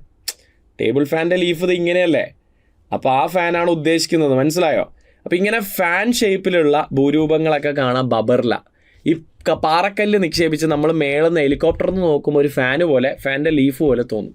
ഇതിനെ നമ്മൾ വിളിക്കുന്ന പേര് നദി എന്ത് നിക്ഷേപിച്ചോ, നദി ചെളിയോ മണ്ണോ പാറയോ എന്ത് കുന്തായിക്കോട്ടെ അത് നിക്ഷേപിച്ച് കഴിഞ്ഞാൽ അതിനെ ഫാൻ എന്നാണ് അലൂവിയം എന്നാണ് വിളിക്കുക. അലൂവിയൽ ഫാൻസ് നമുക്ക് കാണാം ബാബറില. പോട്ടെ, അലൂവിയൽ ഫാനൊന്നും വേണ്ട. നമ്മൾ വീണ്ടും മുന്നോട്ടേക്ക് പോവാണ്. നമ്മൾ നടന്ന് അങ്ങനെ ബാബർ എത്തി. എന്ന് വെച്ചാൽ കല്ലിലൊന്നും തട്ടാതെ നമ്മൾ ഇവിടെ എത്തി. ഈ സ്ഥലത്തിൻ്റെ വിളിക്കുന്ന പേരാണ് ടെറായി. ടെറായിയെക്കുറിച്ച് ജസ്റ്റ് എന്താണോ നമ്മൾ പഠിച്ചിരിക്കേണ്ടത്, ഓൾറെഡി പഠിച്ച കാര്യങ്ങൾ റിവിഷൻ ചെയ്യുകയാണ്. 10-20 കിലോമീറ്ററാണ്. നേരത്തെ അപ്രത്യക്ഷമായ നദി വീണ്ടും പുറത്തേക്ക് വന്നിട്ടുണ്ട്. എന്ന് വെച്ചാൽ റിവേഴ്സ് എന്ത് ചെയ്യുന്നുണ്ട്? അപ്പിയർ ചെയ്തിട്ടുണ്ട്, അപ്പിയർ ചെയ്യുന്ന സ്ഥലമാണ്. ഇനി അടുത്ത കാര്യം, ഇവിടെ നദിയുടെ കയ്യിൽ ഇനിയുള്ളത് ചെളിയല്ലേ? അപ്പം നദി കുറേ ചെളി നിക്ഷേപിക്കുന്ന സ്ഥലമാണ്. എന്ന് വെച്ചാൽ ഇത് മൊത്തം സ്വാംസ് ആണ്. എന്ന് വെച്ചാൽ ചതുപ്പ് പ്രദേശമാണ്. ചതുപ്പ് പ്രദേശത്ത് നന്നായിട്ട് എന്ത് വളരും? പുല്ല് വളരും. അപ്പോൾ ഈ ടെറായിയെ ശരിക്കും നമുക്ക് ഒരുപാട് പുല്ല് കാണുന്നതുകൊണ്ട് ടെറായി ഗ്രാസ് ലാൻഡ്സ് എന്നാണ് വിളിക്കുക. ഒരുപാട് ഗ്രാസ് ഉള്ളതുകൊണ്ട് തന്നെ ഇവിടെ ഒരുപാട് വൈൽഡ് ലൈഫ് നമുക്ക് കാണാൻ പറ്റും, വന്യജീവികൾ. ഈ പിക്ചർ നോക്കിയാൽ എല്ലാം മനസ്സിലാവും. നദി അപ്പിയർ ചെയ്തിട്ടുണ്ട്. നേരത്തെ മുങ്ങിയ നദി പൊങ്ങിയിട്ടുണ്ട്. പ്രത്യക്ഷപ്പെടുന്ന സ്ഥലമാണ് നദി. ചതുപ്പ് നിലങ്ങളാണ്. ആനയുടെ മേളിൽ ചെളിയൊക്കെ ഉണ്ട്. അപ്പോൾ ഈ ചെളിയിൽ എന്താ നന്നായിട്ട് വളരുന്ന പുല്ലാണ്. എന്താണ് പുല്ല് തിന്നാൻ ആനയും കാട്ടുപോത്തും കണ്ടാമൃഗം, റൈനോസറസ് ആണ് ഇത്, ഒറ്റക്കൊമ്പൻ കണ്ടാമൃഗം, അതിനെയൊക്കെ കാണാൻ പറ്റും. അപ്പം ഇതൊന്നും മറന്നു വരുത്. ഇനി നമ്മൾ നേരെ ബങ്കറിലേക്കും ഖാദറിലേക്കും എടാ ഒരു കാര്യം പറയാനുണ്ട്. നമുക്ക് ബങ്കറിൽ ഖാദർ വെച്ചിട്ടൊരു ക്വസ്റ്റ്യൻ ചാൻസ് വളരെ കൂടുതലാണ്. ഞാൻ രണ്ടും എന്താണെന്ന് സിമ്പിളായിട്ട് പറഞ്ഞുതരാം. ബങ്കർ, ഖാദർ. ഒരാൾ പുതിയതാണ്, മറ്റേത് പഴയതാണ്. പുതിയത് ന്യൂ അലൂവിയം എന്ന് പറയുന്നത്. അതെന്ന് വെച്ചാൽ നദി പുതുതായിട്ട് ഇന്നലെയും മെഞ്ഞാന്നും കഴിഞ്ഞ ഒരു 100 വർഷമായിട്ട് നദി നിക്ഷേപിച്ച ചെളി, മണ്ണ്, എക്കലിനെ വിളിക്കുന്ന പേരാണ് ഖാദർ. ഇനി നദി പണ്ട് വർഷങ്ങൾക്ക് മുമ്പ്, ആയിരക്കണക്കിന് വർഷങ്ങൾക്ക് മുമ്പ് നിക്ഷേപിച്ച മണ്ണിനെ ബങ്കർ എന്ന് വിളിക്കും. അതിന് ഫലപുഷ്ടി ഉണ്ടാവുമോ? ഇല്ല, പഴയ മണ്ണല്ലേ. അപ്പോൾ സ്വാഭാവികമായിട്ടും നോട്ട് ഫെർട്ടൈൽ. അതേസമയം ഇവനോ fertile soil, most fertile soil. അതാണ് ഇവ തമ്മിലുള്ള വ്യത്യാസം. So agriculture good for agriculture. It is the most productive place of northern plains, not good. Okay, എന്ന് വെച്ചാൽ ഖാദറിലാണ് നല്ല പുതിയ എക്കൽ മണ്ണുള്ളത്, നന്നായിട്ട് കൃഷി നടക്കുക ഇവിടെയാണ്. അതേസമയം ബങ്കറിൽ ഇത് നടക്കില്ല, കുറവായിരിക്കും. പഠിപ്പിക്കുന്ന സമയത്ത് ഞാനൊരു സിമ്പിൾ ഐഡിയയിൽ ഞാൻ പഠിപ്പിച്ചു തന്നിട്ടുണ്ട്. ഖാദറാണ് നമ്മുടെ പുതിയാപ്പിളക്ക് പ്രായം കുറവാണ്, പുതിയതാ. ഓക്കെ, പുതിയാപ്പിള ഖാദറാണെന്ന് ആലോചിച്ചാൽ മതി. അപ്പോൾ സ്വാഭാവികമായിട്ടും ഫെർട്ടിലിറ്റിയൊക്കെ കൂടുതലായിരിക്കുമല്ലോ, അങ്ങനെ ആലോചിച്ചാൽ മതി. ബങ്കർ നല്ല പ്രായമുണ്ട്, അപ്പോൾ ഫെർട്ടിലിറ്റി കുറവായിരിക്കും എന്ന് ഓർത്താൽ മതി. അത് സിമ്പിളായിട്ട് നമ്മൾ പഠിച്ചതാണ്. ഇനി ബങ്കറിനൊരു പ്രത്യേകതയുണ്ട്. ബങ്കറിൽ കുറേ കാൽസ്യം നിക്ഷേപത്തെ കാണാൻ പറ്റും. ഈ കാൽസ്യം നിക്ഷേപത്തെ ചുണ്ണാമ്പ് പാറകൾ ഉള്ള സ്ഥലത്തെ കങ്കർ എന്നാണ് വിളിക്കാമെന്നും പറഞ്ഞിട്ടുണ്ട്. അപ്പോൾ ഇത് ഓർത്തു വെക്കാനും സിമ്പിൾ ഞാനൊരു ഐഡിയ പറഞ്ഞിട്ടുണ്ട്. ബങ്കർ, കങ്കർ, ബങ്കർ ഒരേപോലെയാണ് പ്രൊണൗൺസിയേഷൻ, അത് മാത്രം നോക്കിയാൽ മതി. അപ്പോൾ എല്ലാ കാര്യങ്ങളും ബങ്കറിലും കങ്കറിലും ഒക്കെയുള്ള കാര്യങ്ങളൊക്കെ നമ്മൾ ഡിസ്കസ് ചെയ്തിട്ടുണ്ട്. ഇനി നിങ്ങൾ ഉത്തരമാസമ്പലത്തിൽ നിന്ന് ഫ്രീ ആയിട്ട് free question. Okay, what is a doab എന്താണ് എന്ന് ക്വസ്റ്റ്യൻ വരും. ഇതിനെ മലയാളത്തിൽ ചിലപ്പോൾ ഡോബ്, ചിലപ്പോൾ ഡൂബ്, ചിലപ്പോൾ PSC ദോവാബ് എന്നൊക്കെ ചോദിക്കാം. DOAB. 2 നദികളുടെ ഇടയിലുള്ള അടുത്തടുത്തുള്ള 2 നദി. ഇതൊരു നദിയാണെന്ന് വിചാരിക്കുക, സിന്ധു. സിന്ധുവിൻ്റെ അടുത്ത് വന്ന് ചേരുന്ന മറ്റൊരു നദിയാണ് ജലം. രണ്ട് നദികളുടെ ഇടയിലുള്ള എക്കൽ സമതലത്തെ വിളിക്കുന്ന പേരാണ് ദുവാബ്. ഫോർ എക്സാമ്പിൾ, നിങ്ങൾക്ക് ഇതേ അലുവിയൽ plain between two adjacent reverse. നിങ്ങൾക്ക് എക്സാമിന് ക്വസ്റ്റ്യൻ വരിക ഇതാണ് ദോവാബിനെ കുറിച്ച്, ഡുവാറല്ലേ ഡോവാബ്. ഓക്കെ, ഡോവാബിനെ കുറിച്ച് ക്വസ്റ്റ്യൻ വരിക ഇതാണ്, ഏതൊക്കെ നദികളുടെ ഇടയിൽ ഏതൊക്കെ ദോവാബ് ഉണ്ടെന്ന് സിമ്പിളായിട്ട് നമുക്ക് പഠിക്കാൻ പറ്റും. ഞാൻ കുറച്ച് ദോവാബുകളുടെ പേര് എഴുതുന്നുണ്ട്, അതിൽ ഏതെങ്കിലും ഒന്നായിരിക്കും ചോദിക്കുന്നത്. ഒന്ന് ബാരി ദോവാബ് ആരുടെയൊക്കെ ഇടയിലാ? ബെസ്ത് ദോവാബ് ആരുടെ ഇടയിലാ? രചന ദോവാബ് ആരുടെയൊക്കെ ഇടയിലാ? പിന്നെ ആരാ? ജേച്ച് ദോവാബ് ആരുടെയൊക്കെ ഇടയിലാ? സിന്ധ് സാഗർ ദോവാബ് ആരുടെയൊക്കെ ഇടയിലാ? ഫ്രീ ക്വസ്റ്റ്യൻ ആണ്, ഇത് പഠിക്കേണ്ട ആവശ്യമില്ല, ഇപ്പം പഠിച്ചാൽ മാത്രം മതി, പഠിക്കേണ്ട ആവശ്യമില്ല. കാരണം എന്താ, പേര് തന്നെ കിട്ടും. ബാരി എന്ന് വെച്ചാൽ BS Ravi, Bisht BS Sutlej, BS Sutlej, രചന രാഫോർ രവി, ചനാഫോർ ചനാബ്, ജേച്ച് ജേഫോർ ജലം റിവർ, ചേഫോർ ചെനാബ് റിവർ. സിന്ധു സാഗറിൽ ഒരു സൈഡ് സിന്ധുവാ, മറ്റേ സൈഡ് ജലമാണെന്ന് മാത്രം ഓർത്താൽ മതി. എന്ന് വെച്ചാൽ ആകെ പഠിക്കേണ്ട പോയിന്റ് ഇതാ, സിന്ധു സാഗറിൽ ജലം നദിയാണ്. ബാക്കിയെല്ലാം ആദ്യത്തെ ലെറ്റേഴ്സ് നോക്കിയാൽ മതി, ലെറ്റേഴ്സിൽ നിന്നാണ് പേരുണ്ടാകുക. BSനും രവിക്കും ഇടയിൽ ബാരി, BSനും സത്ലജിനും ഇടയിൽ ബെസ്ത്, രവിക്കും ചെനാബിനും ഇടയിൽ രചന, ജലത്തിനും ചെനാബിനും ഇടയിൽ ജയിച്ച് അല്ലെങ്കിൽ ചാജ് എന്നും പറയും, ചാജ് എന്നും പറയും. സെറ്റല്ലേ? ഓക്കെ അല്ലേ? അപ്പോൾ ഫ്രീ ആയിട്ട് കിട്ടുന്ന ഒരു ക്വസ്റ്റ്യൻ ആണ്, ആരും ഒഴിവാക്കി കളയരുത്, നിർബന്ധമായും ഓർത്ത് വെക്കുക, പഠിക്കുക. ക്ലിയർ അല്ലേ? അപ്പോൾ അടുത്തത് കൃഷിയിൽ നിന്നൊരു ക്വസ്റ്റ്യൻ വരാനുള്ള സാധ്യത കൂടുതലാണ്. കൃഷിയുടെ 3 കൾട്ടിവേഷൻ കാർഷിക കാലഘട്ടങ്ങളിൽ നിന്നായിരിക്കും ക്വസ്റ്റ്യൻ വരിക, നിർബന്ധമായും അറിഞ്ഞിരിക്കാം. അപ്പോൾ അതിലേക്ക് നമുക്ക് പോകാം. അപ്പോൾ നമ്മൾ ആദ്യം ഇത് ഏതൊക്കെ മാസങ്ങളാണ് ഖാരിഫും റാബിയും സെയ്തു എന്ന് നോക്കാം. നമ്മൾ ആദ്യം നോക്കുന്നത് ഖാരിഫാണ്. ഖാരിഫ് എന്ന് പറയുന്നത് ജൂൺ മാസത്തിൽ നമ്മൾ മഴ പെയ്യുന്നതോടുകൂടി ആരംഭിക്കുന്ന ആദ്യത്തെ ഒരു കാർഷിക കാലഘട്ടത്തെ വിളിക്കുന്ന പേരാണ്. അപ്പോൾ ജൂൺ മാസത്തിൽ നമ്മൾ ആരംഭിച്ച് ജൂൺ തൊട്ട് June, July, August, September, October മാസം വരെ അല്ലെങ്കിൽ നവംബർ ഒരു ഫസ്റ്റ് വീക്ക് വരെയൊക്കെ ചെയ്യുന്നതിനെയാണ് നമ്മൾ ഖാരിഫ് വിള എന്ന് വിളിക്കുന്നത്. എന്ന് വെച്ചാൽ ബേസിക്കലി ജൂൺ തൊട്ട് ഒക്ടോബർ വരെ ഉള്ള കാലഘട്ടം എന്താണ്? മൺസൂൺ കാലഘട്ടമാണ് അല്ലേ? അപ്പോൾ മൺസൂൺ കാല വിളയെ വിളിക്കുന്ന പേരാണ് ഖാരിഫ്. എന്ന് വെച്ചാൽ കൂടുതൽ വെള്ളം ആവശ്യമുള്ള വിളകളായിരിക്കും ഖാരിഫിൽ നമ്മൾ കൃഷി ചെയ്യുന്നത്, പഠിച്ചിട്ടുണ്ടാവും. റാബി വിള എന്ന് പറയുന്നത് എന്ന് വെച്ചാൽ ആ ഒരു ഒക്ടോബറിന് ശേഷം അല്ലെങ്കിൽ നവംബറിന് ശേഷം, നവംബർ തൊട്ട് ഡിസംബർ, ജനുവരി, ഫെബ്രുവരി, മാർച്ച് പകുതി വരെ നമ്മൾ കൃഷി ചെയ്യുന്നതിനെയാണ് റാബി വിള എന്ന് വിളിക്കുന്നത്. എന്ന് വെച്ചാൽ നമ്മൾ ഡിസംബർ, ജനുവരി മാസമൊക്കെ ശൈത്യകാലമാണല്ലേ, അപ്പോൾ ശൈത്യകാല വിളയെ നമ്മൾ വിളിക്കുന്ന പേരാണ് റാബി വിള. ഇനി സെയ്ത് ക്രോപ്പ് എന്ന് വെച്ച് കഴിഞ്ഞാൽ മാർച്ച് കഴിഞ്ഞാലുള്ള സമയം, എന്ന് വെച്ചാൽ ഏപ്രിൽ, മെയ് മാസം, ഈ മാസങ്ങൾ അല്ലേ. ഏപ്രിൽ, മെയ് മാസം എന്ന് പറയുമ്പോൾ നല്ല ചൂടാണ്. രണ്ടാമത്തെ കാര്യം 2 മാസമേ ഉള്ളൂ അടുത്ത ജൂൺ ഖാരിഫ് വിള തുടങ്ങാൻ വേണ്ടിയിട്ട്, നമ്മൾ അടുത്ത കൃഷി ഇറക്കാൻ വേണ്ടിയിട്ട്. അപ്പോൾ 2 മാസത്തെ മാത്രമായിട്ട് കൃഷി ചെയ്യണമല്ലേ. ഒരു മാർച്ച് പകുതി തൊട്ട് ഏപ്രിൽ, മെയ് വരെ കൃഷി ചെയ്യുന്നതിനെ എന്ന് വെച്ചാൽ വേനൽക്കാലത്തല്ലേ കൃഷി ചെയ്യുന്നത്. അപ്പോൾ നല്ല വെള്ളമൊക്കെ ഉള്ള സ്ഥലങ്ങളിൽ മാത്രമേ ഇത് കൃഷി ചെയ്യാൻ പറ്റുള്ളൂ, അല്ലാത്ത സ്ഥലത്ത് കൃഷി ചെയ്യാൻ പറ്റില്ല. അപ്പോൾ സെയ്ത് ക്രോപ്പ് 2 മാസമല്ലേ കൃഷി ചെയ്യാൻ പറ്റൂ. അപ്പോൾ പഴവും പച്ചക്കറികളും ഒക്കെയാണ് മോസ്റ്റ്ലി കൃഷി ചെയ്യുന്നത്. അപ്പോൾ നമുക്ക് അതിലേക്ക് വരാം. എനിവേ, ഖാരിഫ് വിള എന്ന് വെച്ചാൽ ജൂൺ തൊട്ട് ഒക്ടോബർ മൺസൂൺ വിളയാണ്. റാബി വിള എന്ന് വെച്ചാൽ നവംബർ, മാർച്ച് വരെ ശൈത്യകാല വിളയാണ്. സെയ്ത് വിള എന്ന് പറയുമ്പോൾ നമ്മുടെ വേനൽക്കാലത്താണ് കൃഷി ചെയ്യുന്നത്. ഇതാണ് നമ്മുടെ സൈക്കിൾ. എന്ന് വെച്ചാൽ നമ്മൾ തുടങ്ങിയ സ്ഥലത്ത് തന്നെ എത്തിക്കുന്നു. ഖാരിഫ് വിള എന്ന് പറഞ്ഞാൽ ജൂൺ തൊട്ട് ഒക്ടോബർ അല്ലെങ്കിൽ നവംബർ വരെയുള്ള കാലഘട്ടം. എന്ന് വെച്ചാൽ ഈ സമയത്ത് നമ്മൾ കൂടുതൽ നെല്ല് പോലുള്ള വെള്ളം കൂടുതൽ ആവശ്യമുള്ള വിളകൾ, നെല്ല്, കരിമ്പ്, ഇതൊക്കെയാണ് കൃഷി ചെയ്യുക. ഓക്കെ, ഇനി നെല്ല് വിളവിറക്കുന്നത് ജൂണിലായിരിക്കും, കൊയ്യുന്നത് അഥവാ വിളവെടുക്കുന്നത്, ഹാർവസ്റ്റ് ചെയ്യുന്നത് നവംബറിലായിരിക്കും അല്ലേ, ഒക്ടോബർ ലാസ്റ്റ് വീക്ക് അല്ലെങ്കിൽ നവംബർ.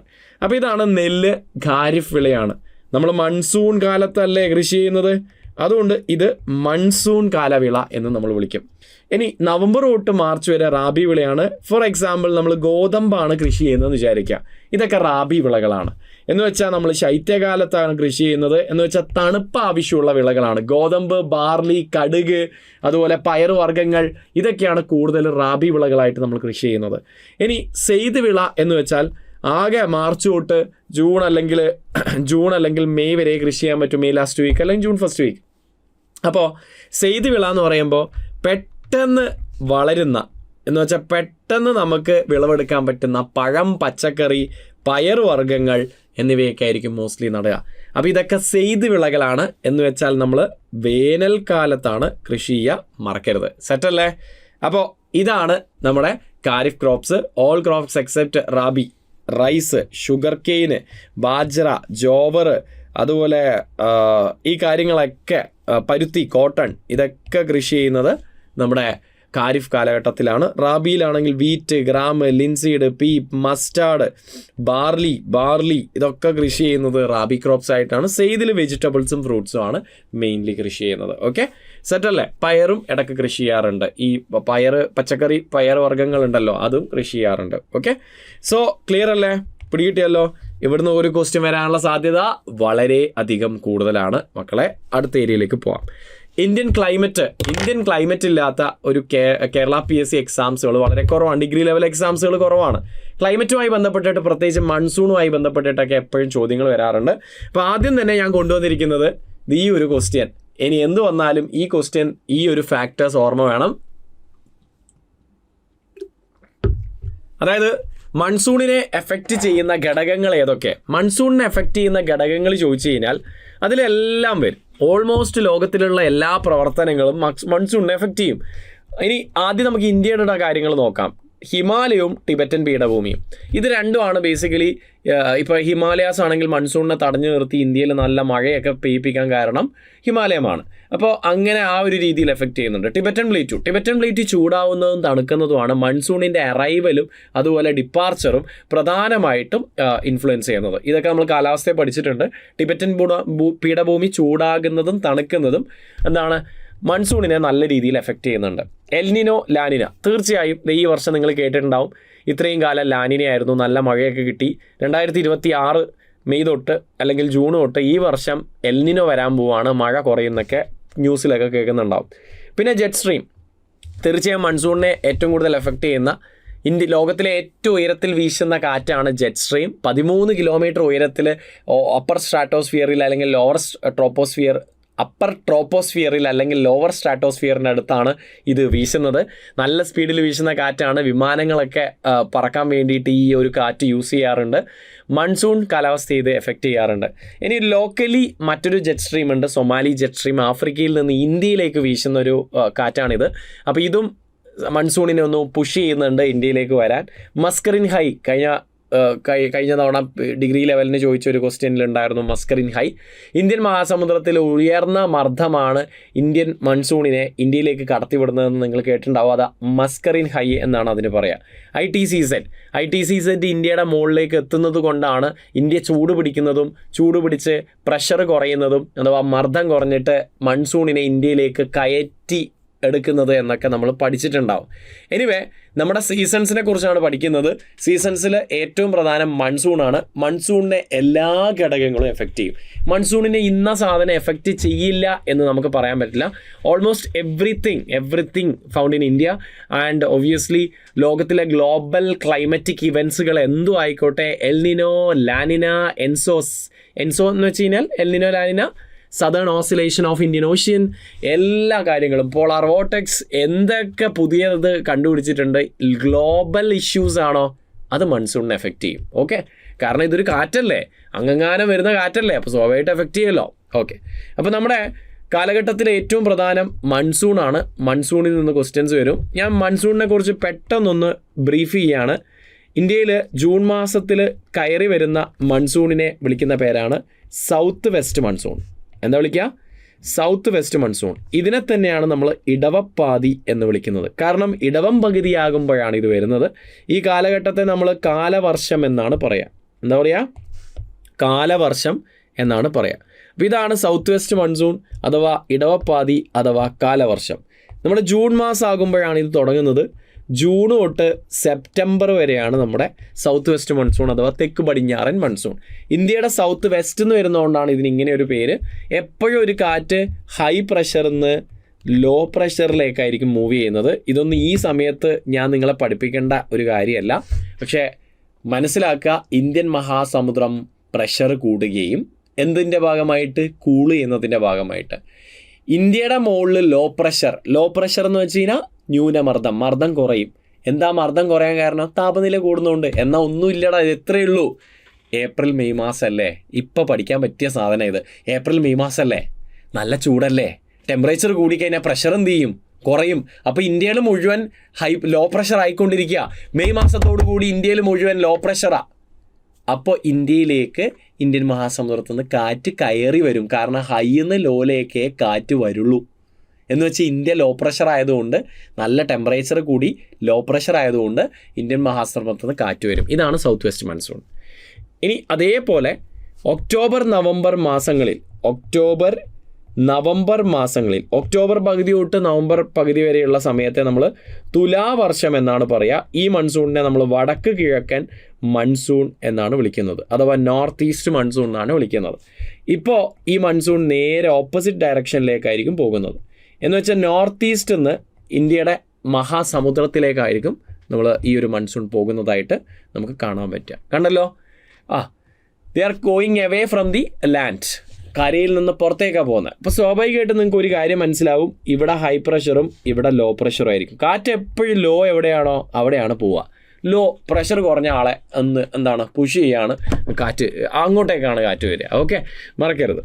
സോ ക്ലിയർ അല്ലേ, ഡൗട്ട്സ് ഒന്നും ഇല്ലല്ലോ. അപ്പോൾ ഇന്ത്യയുടെ മുകൾ ഭാഗം തണുക്കുന്നത് കാരണം, ടിബറ്റൻ പീഠഭൂമിയും ഇന്ത്യൻ പെനിൻസുലയും ഒക്കെ തണുക്കുന്നത് കാരണം, എന്ന് വെച്ചാൽ ടെമ്പറേച്ചർ കുറയുമ്പോൾ പ്രഷർ എന്താവും, കൂടും. അപ്പോൾ ഇവിടെ പ്രഷർ കൂടുതൽ, ഇവിടെ ലോ. അപ്പോൾ കടലിലേക്ക് കാറ്റ് പോവും. ഇതാണ് നോർത്ത് ഈസ്റ്റ് മൺസൂൺ അഥവാ വടക്ക് കിഴക്കൻ മൺസൂൺ. അപ്പോൾ ഏറ്റവും കൂടുതൽ മഴയൊക്കെ കിട്ടുന്ന തെക്ക് പടിഞ്ഞാറൻ മൺസൂണിൽ നിന്നാണ്. അതിന് കാരണം ഇവിടെ തന്നെയുണ്ട്, ജൂൺ തൊട്ട് സെപ്റ്റംബർ വരെ 4 മാസം മഴയുണ്ട്. അതേസമയം ഇവിടെ ഒക്ടോബർ നവംബർ 1 മാസം, ഒക്ടോബർ പകുതി തൊട്ട് നവംബർ പകുതി വരെ. അതായത് ഇവൻ ലാൻഡിൽ നിന്ന് വരുന്ന, കരയിൽ നിന്ന് വരുന്ന കാറ്റ, ഇവിടെ ഇത് കടലിൽ നിന്നാണ് വരുന്നത്. കടലിൽ നിന്ന് വരുന്ന കാറ്റിൽ കൂടുതൽ സമയം പെയ്യാനുള്ള മേഘങ്ങളുണ്ടാവും. 4 മാസം അതാണ് പെയ്യുന്നത് നിർത്താതെ. പക്ഷെ മറ്റവൻ കരയിൽ നിന്ന് വരുന്ന കാറ്റായതുകൊണ്ട് അധികം മേഘങ്ങൾ ഉണ്ടാവില്ല, അധികം ഹ്യൂമിഡിറ്റി ഉണ്ടാവില്ല. അതാണ് കാരണം. സോ ദാറ്റ് സിമ്പിൾ, അത്രയും സിമ്പിളാണ്. മഴ ഏറ്റവും കൂടുതൽ കിട്ടുന്ന മാസം എന്ന് പറയുന്നത് ജൂലൈ മാസമാണ്. ജൂണിനൊന്നും എഴുതിയിട്ട് തെറ്റാക്കിയിട്ട് വരരുത്, നിർബന്ധമായും അറിഞ്ഞിരിക്കുക. അപ്പോൾ ഈ കാര്യങ്ങളൊക്കെ ആയിരിക്കും മൺസൂണിൽ നിന്ന് കൂടുതലും വരുന്നത്. മൺസൂൺ വർഷങ്ങളിൽ മഴയില്ലാത്ത ചില ഇടവേളകളുണ്ട്. ഇപ്പോൾ ജൂൺ മാസത്തിൽ മഴ തുടങ്ങിയ എല്ലാ ദിവസവും മഴ ഉണ്ടാവില്ല. ചിലപ്പോൾ ഒരാഴ്ച മഴ പെയ്ത് പിന്നെ ഒരാഴ്ച എന്തുണ്ടാവില്ല, മഴ ഉണ്ടാവില്ല. അങ്ങനെയുള്ള സംഭവങ്ങളെ നമ്മൾ മൺസൂൺ ബ്രേക്ക് എന്നാണ് പറയുക. ഇവിടെ നിന്നൊക്കെ ക്വസ്റ്റ്യൻ വരാനുള്ള സാധ്യതയുണ്ട്. ഇനി നമ്മുടെ നോർത്ത് ഈസ്റ്റ് മൺസൂൺ ഞാൻ ഓൾറെഡി കാണിച്ചതുപോലെ ഇന്ത്യയിൽ നിന്ന് പുറത്തേക്ക് പോകുന്ന മൺസൂണാണ്. അപ്പോൾ അതുകൊണ്ട് തന്നെ ഇവൻ കരയിൽ നിന്ന് വരുന്നത് കൊണ്ട് പൊതുവെ ഇന്ത്യ ലാൻഡ് ഡ്രൈ ആയിരിക്കും. നോർത്ത് ഈസ്റ്റ് മൺസൂണിൻ്റെ സമയത്ത് ഇന്ത്യ വളരെ ഡ്രൈ ആയിരിക്കും. പക്ഷേ പോകുന്ന വഴിക്ക് ഇവൻ്റെ കുറച്ച് മേഘങ്ങൾ, കുറച്ച് കാറ്റ് ഇവിടെയുള്ള മേഘങ്ങളെ, ബംഗാൾ ഉൾക്കടലിൽ നിന്നുള്ള മേഘങ്ങളെ കൊണ്ടുവന്ന് തമിഴ്നാട്ടിലൊക്കെ മഴ പെയ്യിക്കും. അപ്പോൾ നോർത്ത് ഈസ്റ്റ് മൺസൂണിൽ നിന്ന് ഏറ്റവും കൂടുതൽ മഴ പെയ്യുന്ന സംസ്ഥാനം ഏതാണെന്ന് ചോദിച്ചു കഴിഞ്ഞാൽ അത് ഒബ്വിയസ്ലി തമിഴ്നാടാണ്. ആൻഡ് ഏതാ മാസം? അപ്പോൾ ഒക്ടോബർ പകുതി തൊട്ട് നവംബർ പകുതി വരെ നോർത്ത് ഈസ്റ്റ് മൺസൂണാണ്. ഇപ്പോൾ തുലാവർഷമാണ് അല്ലേ. അപ്പോൾ ഒക്ടോബർ നവംബർ മാസത്തിൽ പ്രധാനമായിട്ടും നോർത്ത് ഈസ്റ്റ് മൺസൂണിൽ നിന്ന് മഴ കിട്ടുന്ന സംസ്ഥാനം ഏതാണെന്ന് ചോദിച്ചു കഴിഞ്ഞാൽ അത് തമിഴ്നാടാണ്, മറക്കരുത്. ഇനി തമിഴ്നാട്ടിൽ എപ്പോഴാണ് മഴ പെയ്യാന്ന് ചോദിച്ചു കഴിഞ്ഞാൽ നോർത്ത് ഈസ്റ്റ് മൺസൂൺ തുലാവർഷത്തിൻ്റെ സമയത്താണ്, ഒക്ടോബർ നവംബർ. നിങ്ങൾ ഏത് വർഷം നോക്കിക്കോ, ഒക്ടോബർ നവംബറിൽ തമിഴ്നാട് മഴയായിരിക്കും. ഓക്കെ, ഈ കഴിഞ്ഞ 2025 ഇത് തന്നെയായിരുന്നു സ്ഥിതി. നവംബറിൽ ചെന്നൈയിൽ ഫ്ലഡ് ഉണ്ടായിരുന്നു. ചെന്നൈയിൽ 8 മണിക്കൂർ നിർത്താതെ മഴ പെയ്തിട്ടുണ്ടായിരുന്നു. അതിനൊക്കെ കാരണം നോർത്ത് ഈസ്റ്റ് മൺസൂണാണ്. ബിക്കോസ് പോകുന്ന വഴിക്ക് ഇവൻ ബംഗാൾ ഉൾക്കടലിൽ നിന്ന് മഴ മേഘങ്ങളെടുത്ത് എവിടെ പെയ്യും? ഈ ഒരു തീരപ്രദേശത്ത് പെയ്യും. തമിഴ്നാടിൻ്റെ തീരത്തെ കോറമണ്ഡൽ തീരം എന്നാണ് വിളിക്കുക. എന്താ വിളിക്കുക? കോറമണ്ഡൽ കോസ്റ്റ് എന്നാണ് വിളിക്കുക. ഈ കാര്യം മറക്കരുത്, എക്സാമിന് ചോദിക്കും. ഇനി ഇതേ സമയത്താണ് ബംഗാൾ ഉൾക്കടലിൽ ന്യൂനമർദ്ദങ്ങൾ ഉണ്ടാവുന്നത്. എന്ന് വെച്ചാൽ ഏത് സമയം? നോർത്ത് ഈസ്റ്റ് മൺസൂണിൻ്റെ സമയം. ഓക്കെ, നോർത്ത് ഈസ്റ്റ് മൺസൂണിൻ്റെ സമയം. എന്ന് വെച്ചാൽ ഏത് മാസം? ഒക്ടോബർ നവംബർ മാസം. അപ്പോൾ ഇതും എക്സാമിന് ചോദിക്കും. ഇന്ത്യയിലെ ഏറ്റവും കൂടുതൽ ചുഴലിക്കാറ്റ് അല്ലെങ്കിൽ സൈക്ലോണിക് സർക്കുലേഷൻസ് അല്ലെങ്കിൽ ലോ പ്രഷർ സിസ്റ്റംസ്, ന്യൂനമർദ്ദങ്ങൾ എപ്പോഴാണ് ഉണ്ടാവുക എന്ന് വെച്ച് കഴിഞ്ഞാൽ നോർത്ത് ഈസ്റ്റ് മൺസൂണിൻ്റെ സമയത്താണ്. 2025 ഒരു നോർത്ത് ഈസ്റ്റ് മൺസൂണിൻ്റെ സമയത്ത് ഒരു സൈക്ലോൺ കടന്നു വന്നായിരുന്നു. എന്താ പേര്? ദിത്വ. ആര് നൽകിയ പേരാ? യമൻ നൽകിയ പേരാ. കറണ്ട് അഫെയർ എക്സാമിന് ചോദിക്കും.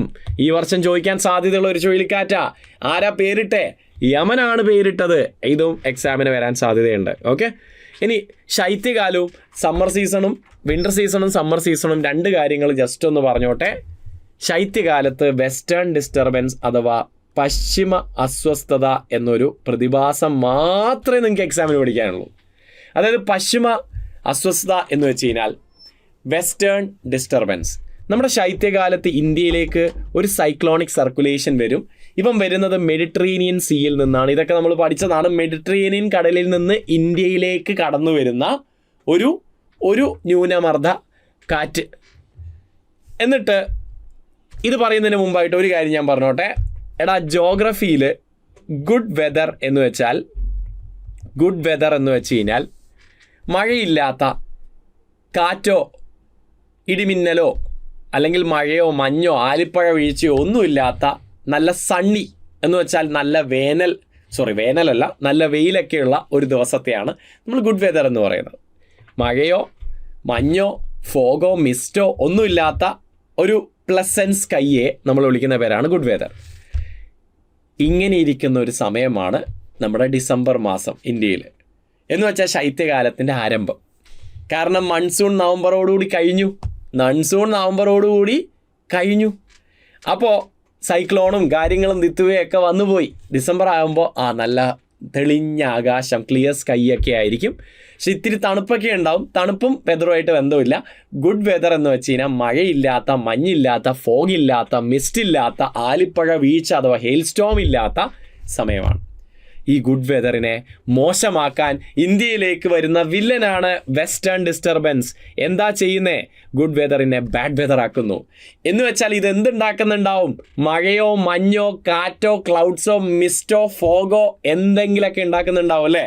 അപ്പോൾ ഇന്ത്യയിൽ ശൈത്യകാലത്ത് മഴ ഉണ്ടാക്കുന്നതാരാ? ഇവനാ ഗുഡ് വെതറിനെ ബാഡ് വെതർ ആക്കുന്നുണ്ടെങ്കിൽ അതിന് കാരണം വെസ്റ്റേൺ ഡിസ്റ്റർബൻസാ. ഇവനാണ് വില്ലൻ. ഇനി ഷിംല, മണാലി, കാശ്മീരിലൊക്കെ മഞ്ഞ് പെയ്യുന്നുണ്ടെങ്കിൽ, ശൈത്യകാലത്ത് മഞ്ഞ് പെയ്യുന്നുണ്ടെങ്കിൽ ആരാ കാരണം? ഇവനാ, വെസ്റ്റേൺ ഡിസ്റ്റർബൻസാ. അപ്പോൾ ഇവൻ ഇന്ത്യയുടെ വെസ്റ്റ് നിന്നാണ് വരുന്നത്. അതുകൊണ്ടാണ് അവനെ വെസ്റ്റേൺ ഡിസ്റ്റർബൻസ് എന്ന് പേര് വന്നത്. ഇന്ത്യയുടെ വെസ്റ്റ് എന്ന് പറയുമ്പോൾ മിഡിൽ ഈസ്റ്റ്, അതിൻ്റെ അപ്പുറം ആരാ? മെഡിറ്ററേനിയൻ കടലല്ലേ. അതുകൊണ്ടാണ് ഈ പേര്. ഇവൻ എന്തിനാ വരുന്നതെന്ന് ഇവൻ്റെ പേര് തന്നെ, ഡിസ്റ്റർബ് ചെയ്യാൻ, ഗുഡ് വെതറിനെ ബാഡ് വെതർ ആക്കാൻ. ശൈത്യകാല മഴ ഉത്തര മഹാസമുദ്രത്തിൽ ആരാ കാരണം? പശ്ചിമ അസ്വസ്ഥത. ഹിമാലയത്തിൽ മഞ്ഞ് പെയ്യാൻ കാരണം ആരാ? പശ്ചിമ അസ്വസ്ഥത അല്ലേ? കാശ്മീരിൽ ഇത്തവണ മഞ്ഞ് പെയ്തിട്ടില്ല. ഇപ്പോൾ കാശ്മീരിൽ മഞ്ഞ് പെയ്യുകയാണെന്ന് വിചാരിക്കുക, ആദ്യത്തെ മഞ്ഞ്. അതിനർത്ഥം എന്താ? ഇവൻ വന്നു എന്നാണ് അർത്ഥം. സെറ്റല്ലേ? അപ്പോൾ പശ്ചിമ അസ്വസ്ഥത ഇന്ത്യയിലേക്ക് കൊണ്ടുവരുന്നത് ആരാ? Jet stream. നമ്മുടെ നാട്ടിലെയൊക്കെ പറയാറുണ്ട്, വള്ളികളൊക്കെ വിമാനം പിടിച്ചിട്ടൊക്കെയാണ് എൻ്റെ ലൈഫിലേക്ക് കടന്നു വരുന്നത്. നമ്മളൊക്കെ പറയാറുന്ന ഒരു കാര്യമില്ലേ? ജീവിതത്തിലേക്ക് വിമാനം പിടിച്ചിട്ടാണ് ഓരോരോ പ്രശ്നങ്ങൾ കടന്നു വരുന്നത്. ഈ പ്രശ്നക്കാരനും ഇന്ത്യയിലേക്ക് വരുന്നത് വിമാനം പിടിച്ചിട്ടാണ് ഓർത്ത് വെച്ചാൽ മതി. ജെറ്റ് വിമാനം പിടിച്ചിട്ടാണ് വരുന്നതെന്ന്. എന്ന് വെച്ചാൽ ജെറ്റ് സ്ട്രീമാണ് ഇവനെ ഇന്ത്യയിലേക്ക് എത്തിക്കുന്നത്, മറക്കരുത്. ആൻഡ് ദ്രാസ് ആണ് ഇന്ത്യയിലെ ഏറ്റവും തണുപ്പുള്ള സ്ഥലം മനുഷ്യവാസമുള്ള സ്ഥലം. It is the coldest inhabited place in India. ഇന്ത്യയിലെ ഏറ്റവും തണുപ്പുള്ള മനുഷ്യവാസ സ്ഥലം എന്ന് പറയുന്നത് ദ്രാസാണ്. Okay, dense fog in north India during winter. ശൈത്യകാലത്ത് ഡൽഹിയിലൊക്കെ നല്ല ഫോഗ് ആയിരിക്കും അല്ലേ? താജ്മഹലിൻ്റെ മുന്നിലൊക്കെ ഇരുന്ന് ഫോട്ടോ എടുക്കുമ്പം പിന്നിൽ താജ്മഹൽ കാണൂല ഗായ്സ്. എന്താണ് കാരണം? ഇവൻ തന്നെ കാരണം. ശൈത്യകാലത്ത് എന്ത് നടന്നാലും നമുക്ക് ഇവൻ്റെ തലയിലിടാം, ഇവനാണ് വെസ്റ്റേൺ ഡിസ്റ്റർബൻസ്. ശൈത്യകാലം പശ്ചിമ അസ്വസ്ഥത. സെറ്റല്ലേ? ഇനി സമ്മർ സീസണിലെ വില്ലനാരാ? സമ്മറാണോ? നല്ല ചൂടാ അല്ലേ? ഇപ്പോഴേ നല്ല ചൂടാ. അപ്പോൾ നോർത്ത് ഇന്ത്യയിലെ കാര്യം നിങ്ങൾ ആലോചിച്ച് നോക്കിയേ. നോർത്ത് ഇന്ത്യയിൽ ഇതാ 45 കഴിഞ്ഞു, 50 തൊടാൻ പോവുകയാണ്. 50 ഡിഗ്രി സെൽഷ്യസിലേക്ക് ടെമ്പറേച്ചർ എത്തിക്കുന്നതിന് പ്രധാന കാരണം നിങ്ങൾ എന്താണ് ഹീറ്റ് സ്ട്രോക്ക് എന്നൊക്കെ കേട്ടിട്ടുണ്ടാവും അല്ലേ, ഹീറ്റ് സ്ട്രോക്ക് സൂര്യാഘാതമൊക്കെ കേട്ടിട്ടുണ്ടാവും. ഇതിനൊക്കെ കാരണം ആരാ? സമ്മർ സീസണിൽ കേരളത്തിലല്ല നോർത്ത് ഇന്ത്യയിൽ ഇതിനും കൂടുതൽ. കേരളത്തിൽ 40ഒക്കെയാണ് നമ്മൾ ടച്ച് ചെയ്യുന്നത്, 40, 42, 45 ടച്ച് ചെയ്യും പാലക്കാട് എന്നൊക്കെ കേൾക്കുന്നുണ്ട്. പക്ഷേ നോർത്ത് ഇന്ത്യയിൽ 50 ടച്ച് ചെയ്യും ഭൂരിഭാഗ സ്ഥലങ്ങളും. അതിന് കാരണം എന്താ? ലൂ ആണ്. അപ്പോൾ നമ്മുടെ ഹോട്ട് ഡ്രൈ ഡസ്റ്റി ആയിട്ടുള്ള വിൻഡാണ് ലൂ എന്ന് വെച്ചാൽ വരണ്ട ഉഷ്ണക്കാറ്റാണ്, ഒരു മണൽക്കാറ്റാണ് ലൂ. അതെന്താ മണൽക്കാറ്റ്? ഇപ്പം വരുന്നത് എവിടെ നിന്നാ? താർ മരുഭൂമിയിൽ നിന്ന് വരുന്നതുകൊണ്ട് കുറച്ച് മണലൊക്കെ എടുത്തിട്ടാണ് വരിക. അപ്പോൾ താർ മരുഭൂമിയിൽ നിന്ന് ഉത്ഭവിക്കുന്ന ഉഷ്ണക്കാറ്റ്, വരണ്ട കാറ്റാണ് ലൂ, മറക്കരുത്. ഇത് നോർത്ത് ഇന്ത്യയിലൊക്കെയുള്ള ആൾക്കാർ സൺസ്ട്രോക്ക്, സൂര്യാഘാതം വന്ന് മരിക്കാനൊക്കെ കാരണം ലൂ ആണ് സമ്മർ സീസണിൽ. അപ്പോൾ സമ്മർ സീസണിൽ ലൂ, വിൻ്റർ സീസണിൽ നമ്മുടെ മറ്റവൻ. ഓക്കെ, മറന്നു പോരുത്. അപ്പോൾ ഇതല്ലാതെ ലോക്കൽ വിൻസുകളൊക്കെ ചോദിക്കും, പഠിച്ച് പോയിക്കോളുക. ഇതാണ് ബംഗാളിൽ വീശുന്ന നോർവെസ്റ്ററിന് കൽബൈശാഖി എന്നും പേരുണ്ട്, കൽബൈശാഖി. അതുപോലെ ആസാമിൽ ഇതിന് ബർദോളി ചിറ എന്ന് പേരുണ്ട്. ഇവൻ വീശുന്നത് എപ്പോഴാണെന്ന് ചോദിച്ചു കഴിഞ്ഞാൽ ഡ്രൈ സീസൺ അല്ലെങ്കിൽ സമ്മർ സീസണാണ്. എന്ന് വെച്ചാൽ വേനൽക്കാല മഴ. അതായത് ഇന്ത്യയിൽ വേനൽക്കാലത്ത് 3 സ്ഥലങ്ങളിൽ മഴയുണ്ട്, 3 കാറ്റ് വീശുന്നുണ്ട്. 1 നോർവെസ്റ്ററാണ്, 2 കേരളത്തിൽ വീശുന്ന മാംഗോ ഷവറാണ്, 3 കർണാടകയിൽ വീശുന്ന കോഫി ഷവറാണ്. അപ്പോൾ കർണാടകയിൽ വീശുന്നതിനെ നമ്മൾ കോഫി ഷവർ അല്ലെങ്കിൽ ചെറി ബ്ലോസം ഷവർ എന്നൊക്കെയാണ് വിളിക്കുക. അതേസമയം കേരളത്തിൽ വീശുന്നതിനെ നമ്മൾ മാംഗോ ഷവർ എന്നാണ് വിളിക്കുക, അഥവാ മാമ്പഴക്കാറ്റ് എന്നൊക്കെയാണ് വിളിക്കുന്നത്. അതേസമയം വെസ്റ്റ് ബംഗാളിൽ വീശുന്ന കാറ്റിനെ, വെസ്റ്റ് ബംഗാളിലും അതുപോലെ ആസാമിലും വീശുന്ന കാറ്റാണ് നോർവെസ്റ്റേഴ്സ്. അപ്പോൾ ഈ ചോദ്യങ്ങൾ ഏതെങ്കിലും ഒന്ന് വരാൻ സാധ്യതയുണ്ട്, കട്ടയ്ക്ക് പഠിച്ചു പോവുക. നോർവെസ്റ്ററിന് കൽബൈശാഖി എന്ന് പേര് വരാൻ കാരണം നല്ല കനത്ത കാറ്റും അതുപോലെ ഹെയിൽ എന്ന് വെച്ചാൽ ആലിപ്പഴ വീഴ്ചയൊക്കെ ഉണ്ടാവും. ആലിപ്പഴ വീഴ്ചയും ശക്തമായ കാറ്റും വളരെ വിനാശകരമായിട്ടുള്ള ഡിസ്ട്രക്റ്റീവ് ആയിട്ടുള്ള നേച്ചർ കാരണമാണ് ഇവന് കൽബൈശാഖി എന്ന് പേര് വരാൻ കാരണം. അതിൻ്റെ അർത്ഥം എന്താ സാറേ? വൈശാഖ മാസത്തിലെ ദുരന്തം. എന്താ? കൽബൈശാഖി, വൈശാഖ മാസത്തിലെ ദുരന്തം എന്നാണ് അർത്ഥം. അപ്പോൾ അങ്ങനെ ഒരു വിൻഡാണിത്. പക്ഷേ എത്ര വലിയ പ്രശ്നക്കാരനായാലും എന്തെങ്കിലുമൊക്കെ ഉപകാരം ഉണ്ടാവും.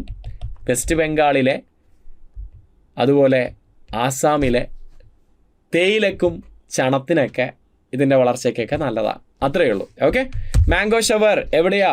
Kerala coastal planes. നമ്മുടെ കേരളത്തിൻ്റെ വേനൽ മഴ, മാങ്ങ പഴുക്കുന്നത് കാരണം മാംഗോ ഷവർ എന്ന് പേര്. ബ്ലോസം ഷവർ അഥവാ കോഫി ഷവർ എവിടെയാ? കർണാടക. വേനൽക്കാലം കോഫി പഴുക്കുമ്പോൾ നല്ല ചെറി പഴം പോലെ റെഡ് കളറാവും, അതുകൊണ്ടാണ് ചെറി ബ്ലോസംസ് എന്ന് ഇതിന് പേര്. അപ്പോൾ ഇതൊക്കെ നിങ്ങൾക്ക് എക്സാമിന് വരാൻ സാധ്യതയുള്ള മറ്റ് ഏരിയാസാണ്. ഇതൊന്ന് നോക്കിയിട്ട് പോകുന്നത് വളരെ നല്ലതായിരിക്കും. ഓക്കെ, സെറ്റല്ലേ? ഇന്ത്യയിലെ താപ വൈദ്യുത നിലയങ്ങൾ ഏതൊക്കെയാണ് എന്ന് നോക്കുന്നത് നല്ലതായിരിക്കും. ഇന്ത്യയിലെ ആദ്യത്തെ താപവൈദ്യുത നിലയം എന്ന് പറയുന്നത്, ആദ്യത്തേതല്ല, ഏറ്റവും വലിയ താപവൈദ്യുത നിലയം എന്ന് പറയുന്നത് വിന്ധ്യാചലാണ്, മധ്യപ്രദേശ്. മറന്നു പോരുത്, ഇത് എക്സാമിന് ചോദിക്കാൻ സാധ്യതയുള്ള ഒരു ചോദ്യമാണ്. കട്ടയ്ക്ക് പഠിച്ചിട്ട് പോകുക. സെക്കൻഡ് മുന്ദ്ര ഗുജറാത്തിലാണ്. അപ്പോൾ ഇതൊക്കെ ഒന്ന് നോക്കി പോകുന്നത് വളരെ നല്ലതാണ്, പ്രധാന താപവൈദ്യുത നിലയങ്ങൾ.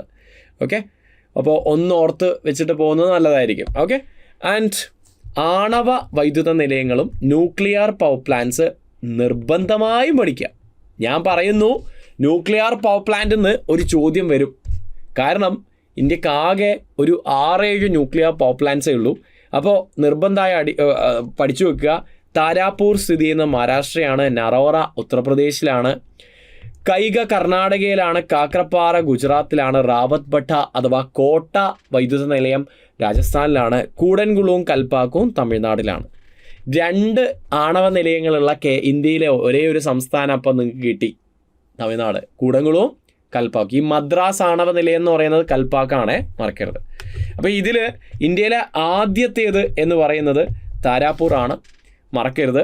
അതേസമയം ഇന്ത്യയിൽ 962 ദിവസം കണ്ടിന്യൂസ്ലി പ്രവർത്തിച്ച് ലോക റെക്കോർഡ് നേടിയൊരു വൈദ്യുത നിലയം ആണവ വൈദ്യുതയാണ്. യുറേനിയം തോറിയത്തിൽ നിന്നാണ് നമ്മൾ വൈദ്യുതി ഉണ്ടാക്കുന്നത്. ന്യൂക്ലിയർ പവർ പ്ലാന്റ്സ് ആണ്. അപ്പോൾ അത് നമ്മുടെ കൈഗയാണ് കർണാടകയിലെ. അപ്പോൾ ഇതിലേതെങ്കിലും ഒന്ന് ക്വസ്റ്റ്യൻ വരും, ഉറപ്പാണ്. കട്ടയ്ക്ക് പഠിച്ചോളൂ. ഏറ്റവും ഇമ്പോർട്ടൻ്റ് ആയിട്ടുള്ള പ്രയോറിറ്റൈസ് ചെയ്തിട്ടുള്ള ഏരിയാസ് മാത്രമേ ഞാൻ എടുത്തിട്ടുള്ളൂ. ഇനി ഭൂമിയുടെ അന്തർഭാഗത്ത് നിന്ന് എന്ന് വെച്ചാൽ എർത്തിൻ്റെ ഉള്ളിൽ നിന്നുള്ള ചൂട് കാരണം നമ്മൾ വൈദ്യുതി ഉൽപ്പാദിപ്പിക്കുന്നതിനെ നമ്മൾ വിളിക്കുന്ന പേരാണ് ജിയോ തെർമൽ എനർജി. എന്താ വിളിക്കുക? Geothermal energy. ഇപ്പോൾ ജിയോ തെർമൽ എനർജിയുടെ 4 സ്ഥലങ്ങളുണ്ട്. ഇത് ഏതൊക്കെയാണെന്ന് എക്സാമിന് ചോദിക്കും. ഒന്ന് തത്തപ്പാനി, ഇറ്റ്സ് ഇൻ ഛത്തീസ്ഗഡ്. കാംബെ ഗുജറാത്തിലാണ്. പുഗ താഴ്വര ലഡാക്കിലാണ്. മണികരൺ ഹിമാചൽ പ്രദേശിലാണ്. കുളു താഴ്വരയിലുള്ള മണികരൺ എപ്പോഴും ചോദിക്കാറുണ്ട്, എക്സാമിന് ചോദിക്കും. മനസ്സിലാക്കുക, ജിയോ തെർമൽ എനർജിയിൽ നിന്നൊരു ക്വസ്റ്റ്യൻ വരാൻ സാധ്യതയുണ്ട്. പഠിച്ചു വെച്ചോളൂ, ഒന്ന് നോക്കിപ്പോയിക്കോളൂ. തത്തപ്പാനി ഛത്തീസ്ഗഡ് ആണ്. കാംബെ ഗുജറാത്താണ്. പുക താഴ്വര, പുക വരുന്നുണ്ടെന്ന് ആലോചിച്ചാൽ മതി. നീരാവി അല്ലേ? നീരാവി ഇങ്ങനെ വന്നുകൊണ്ടിരിക്കും. കാരണം എന്താ? ഈ സ്ഥലങ്ങളിൽ കുളങ്ങളൊക്കെ ഇങ്ങനെ തിളച്ചുകൊണ്ടേയിരിക്കും. ഇതാണ് ജിയോ തെർമൽ എനർജി. ഓക്കെ, അപ്പോൾ ഈ കാര്യം ഓർത്ത് വെക്കുക. ഒരു കാര്യം ഞാൻ പറയാൻ വിട്ടുപോയിട്ടുണ്ട്.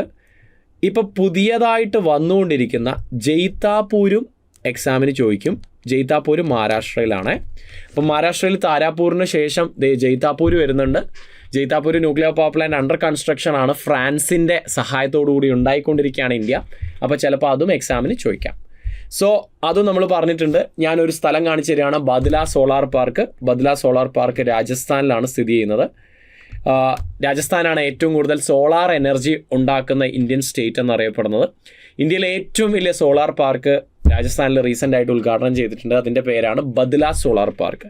എക്സാമിന് ചോദിക്കാൻ സാധ്യതയുണ്ട്, അതുകൊണ്ട് ഞാൻ ഉൾപ്പെടുത്തിയതാണ്, വേറെ ഒന്നുമല്ല. ഓക്കെ, ഇനി ഇരുമ്പുരുക്ക് ശാലകളിൽ നിന്നൊരു ക്വസ്റ്റ്യൻ വരാനുള്ള സാധ്യത കൂടുതലാണ്. ഇരുമ്പുരുക്ക് വ്യവസായം അല്ലെങ്കിൽ സ്റ്റീൽ പ്ലാന്റ്സിൽ നിന്നൊരു ക്വസ്റ്റ്യൻ വരാൻ സാധ്യത വളരെ കൂടുതലാണ്. ഇന്ത്യയിലെ മേജർ സ്റ്റീൽ പ്ലാന്റ്സുകൾ എവിടെയൊക്കെയാണ് ഒന്ന് പഠിച്ചിട്ട് പോകണം. ബൊക്കാരോ, ഭിലായ്, റൂർക്കേല, ഒഡീഷയിലെ റൂർക്കേല, ദുർഗാപൂർ, വെസ്റ്റ് ബംഗാളിലെ ദുർഗാപൂർ, ഇസ്കോ, അതുപോലെ വിശ്വേശ്വരയ്യ, തെക്കേ ഇന്ത്യയിലെ, ദക്ഷിണേന്ത്യയിലെ നമ്മുടെ ഏറ്റവും പ്രധാന ഇരുമ്പുരുക്ക് ശാലയ കർണാടകയിലെ വിശ്വേശ്വരയ്യ. ഇതൊക്കെ ഒന്ന് നോക്കിപ്പോകുന്നത് നല്ലതായിരിക്കും. അപ്പോൾ ഏറ്റവും പ്രധാനപ്പെട്ട ഇരുമ്പുരുക്ക് ശാലകൾ ഞാൻ പെട്ടെന്നൊന്ന് ഓടിച്ചു പോവാണ്. First one Bhilai. ഭിലായ് ഛത്തീസ്ഗഡിലാണ്.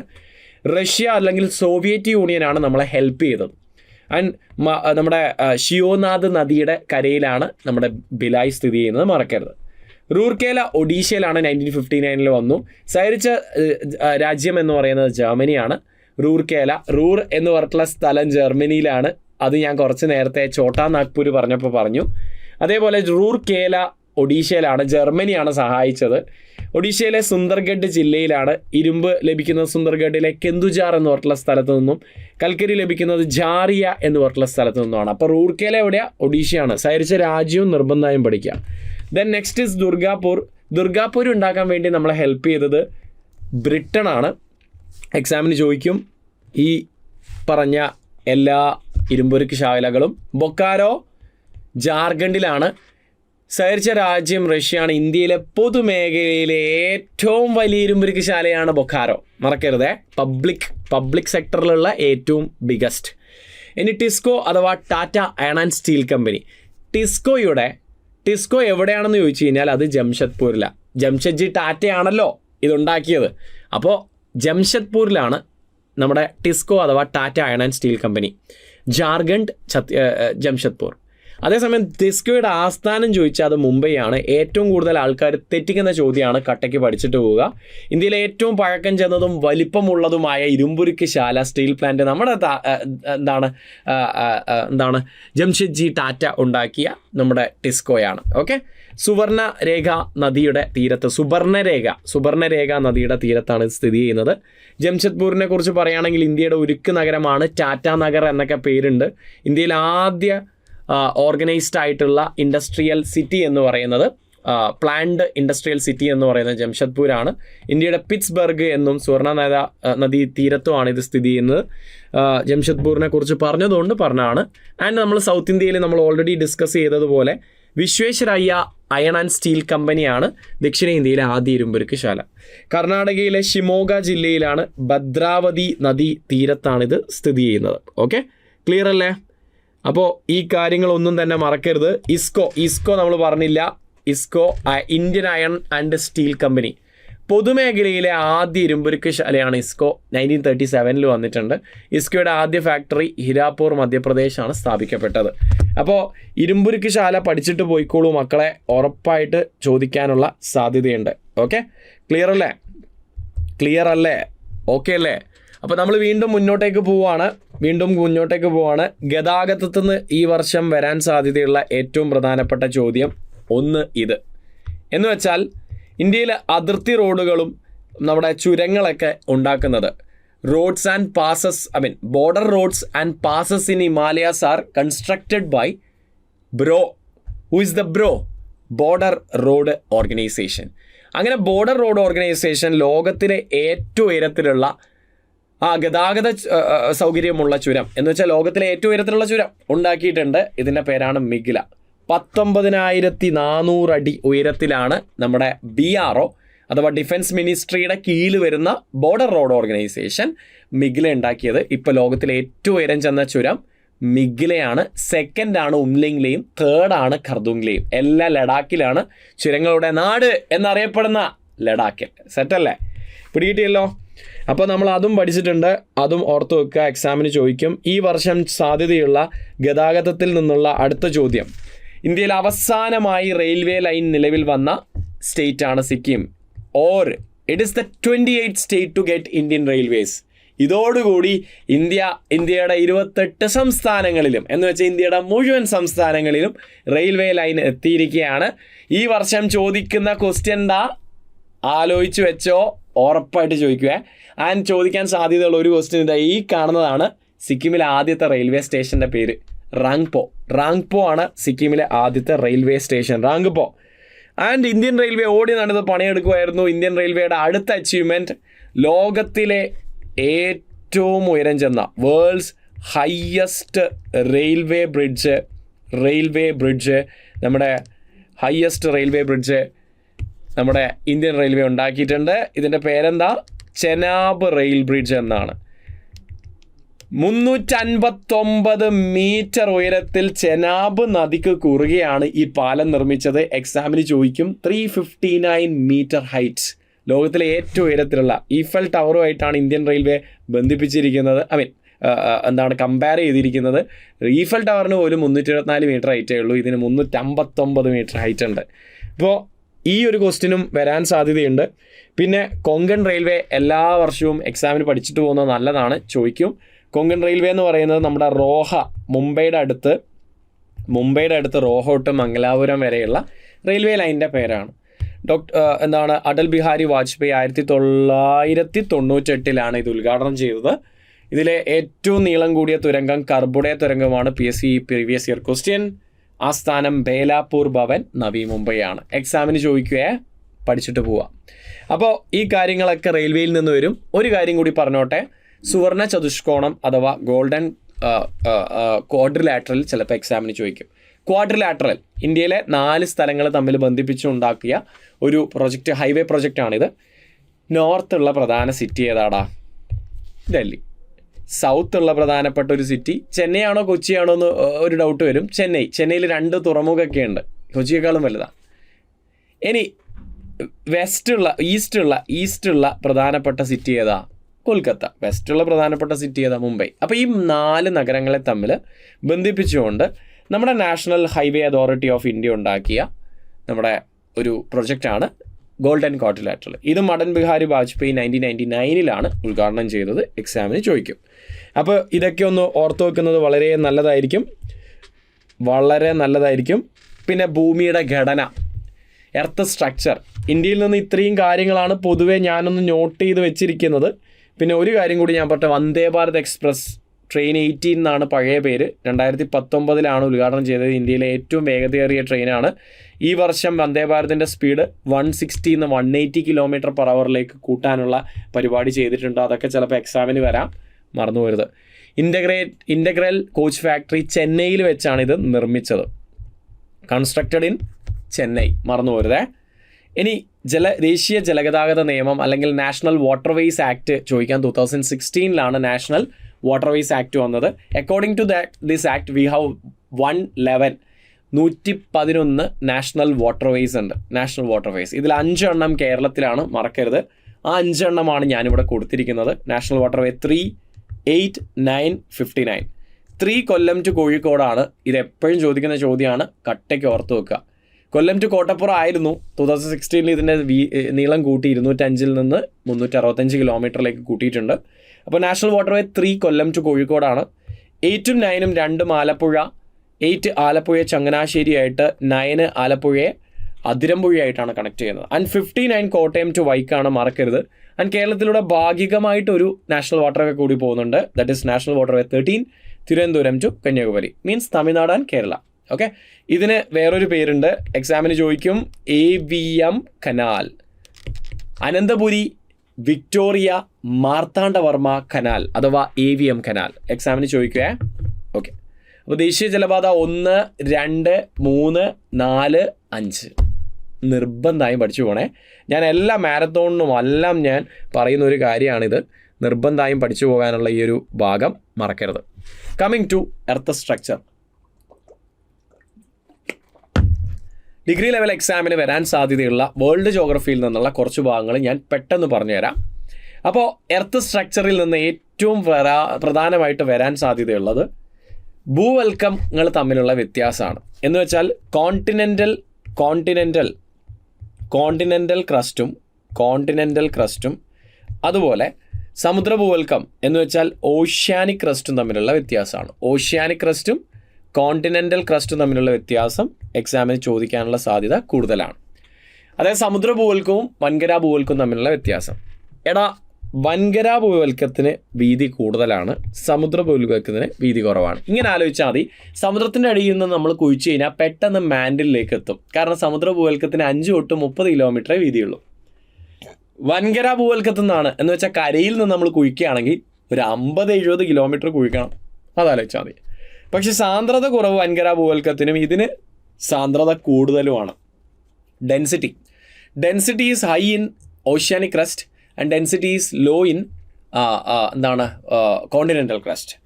ഇത് ഇങ്ങനെ ആലോചിക്കാവുന്നേ ഉള്ളൂ. നമ്മൾ കടലിനേക്കാൾ ഉയരത്തിലല്ലേ നിൽക്കുന്നത്, കരകൾ ഉയർന്നാണ് നിൽക്കുന്നത് അല്ലേ. വൻകരകൾ ഉയർന്നല്ലേ നിൽക്കുന്നത്, കടലിനേക്കാൾ ഉയരത്തിലല്ലേ നിൽക്കുന്നത്. എന്താ ഉയർന്നു നിൽക്കാൻ കാരണം? ഡെൻസിറ്റി കുറവായതുകൊണ്ട്. ഡെൻസിറ്റി ആയ കുറഞ്ഞ സാധനങ്ങളൊക്കെ ഉയർന്നു നിൽക്കില്ലേ. വെള്ളത്തിൽ വെളിച്ചെണ്ണ ഉയർന്നു നിൽക്കുന്നത് എന്തുകൊണ്ടാണ്? വെളിച്ചെണ്ണയ്ക്ക് ഡെൻസിറ്റി കുറവാണ്, അത് തന്നെ കാരണം. ഇനി പാറകൾ ഗ്രാനൈറ്റിക് ആണ്, മറ്റത് ബസാൾട്ടിക് ആണ്. ശിലകൾ റോക്സ്. ഇത് ആലോചിച്ച് നോക്കാം, സിമ്പിളാടാ. സമുദ്രം അല്ലേ, സോൾട്ട് എവിടെയാ കാണാ? സമുദ്രത്തിലല്ലേ. അപ്പോൾ ബസാൾട്ട് ശിലകളാണ് സമുദ്രത്തിൽ കാണാം. സാൾട്ട് ആലോചിച്ചാൽ മതി, സമുദ്രത്തിലാണ് കാണാം. അപ്പോൾ മറ്റത് ഗ്രാനൈറ്റ് കരയിലായതുകൊണ്ടല്ലേ നമ്മൾ വെട്ടി വീട്ടിലേക്ക് ഇട്ടിരിക്കുന്നത്, ഒട്ടിച്ചു വെച്ചിരിക്കുന്നത് അല്ലേ. ഇനി ഇതിനെ സിയാൽ എന്ന് വിളിക്കും, ഇതിനെ സിമ എന്ന് വിളിക്കും. സിമ്പിളാ പഠിക്കാൻ. എങ്ങനെയാണെന്നറിയോ? സമുദ്രഭൂവൽക്കം സിമ, മ എന്ന് മാത്രം ആലോചിച്ചാൽ മതി. അപ്പം തന്നെ സംഭവം കിട്ടും. ഇത് സിമയാണെങ്കിൽ മറ്റത് സിയാലാണെന്ന് ഓർമ്മ വരുമല്ലോ. അപ്പോൾ ഇത് സിലിക്കയും മാഗ്നീഷ്യവും കൊണ്ടാണ് ഉണ്ടാക്കിയിരിക്കുന്നത്. അതേസമയം മറ്റവൻ സിലിക്ക അലൂമിനിയം ധാതുവാണ് കൂടുതൽ, അതുകൊണ്ട് അത് സിയാൽ എന്നറിയപ്പെടുന്നു. ഇത് എക്സാമിന് എപ്പോഴും ചോദിക്കുന്ന ചോദ്യമാണ്, തമ്മിലുള്ള വ്യത്യാസം. അപ്പോൾ കട്ടയ്ക്ക് പഠിച്ചോളൂ, ഒന്ന് ഓർത്ത് വെക്കുക. And coming to the next part, lithosphere or ശിലാമണ്ഡലം. ലിത്തോസ്ഫിയർ എന്ന് വെച്ച് കഴിഞ്ഞാൽ ഞാൻ സിമ്പിളായിട്ട് ഇതല്ലാതെ ഞാൻ വേറൊരു രീതിയിൽ എഴുതാം. Crust plus upper most mantle. ഭൂവൽക്കവും മാൻഡിലിൻ്റെ ഏറ്റവും പുറമേയുള്ള ഏറ്റവും പുറമേയുള്ള പാളിയും ചേർന്നതാണ് നമ്മുടെ ലിത്തോസ്ഫിയർ അഥവാ ശിലാമണ്ഡലം. സെറ്റല്ലേ? പ്രധാനമായും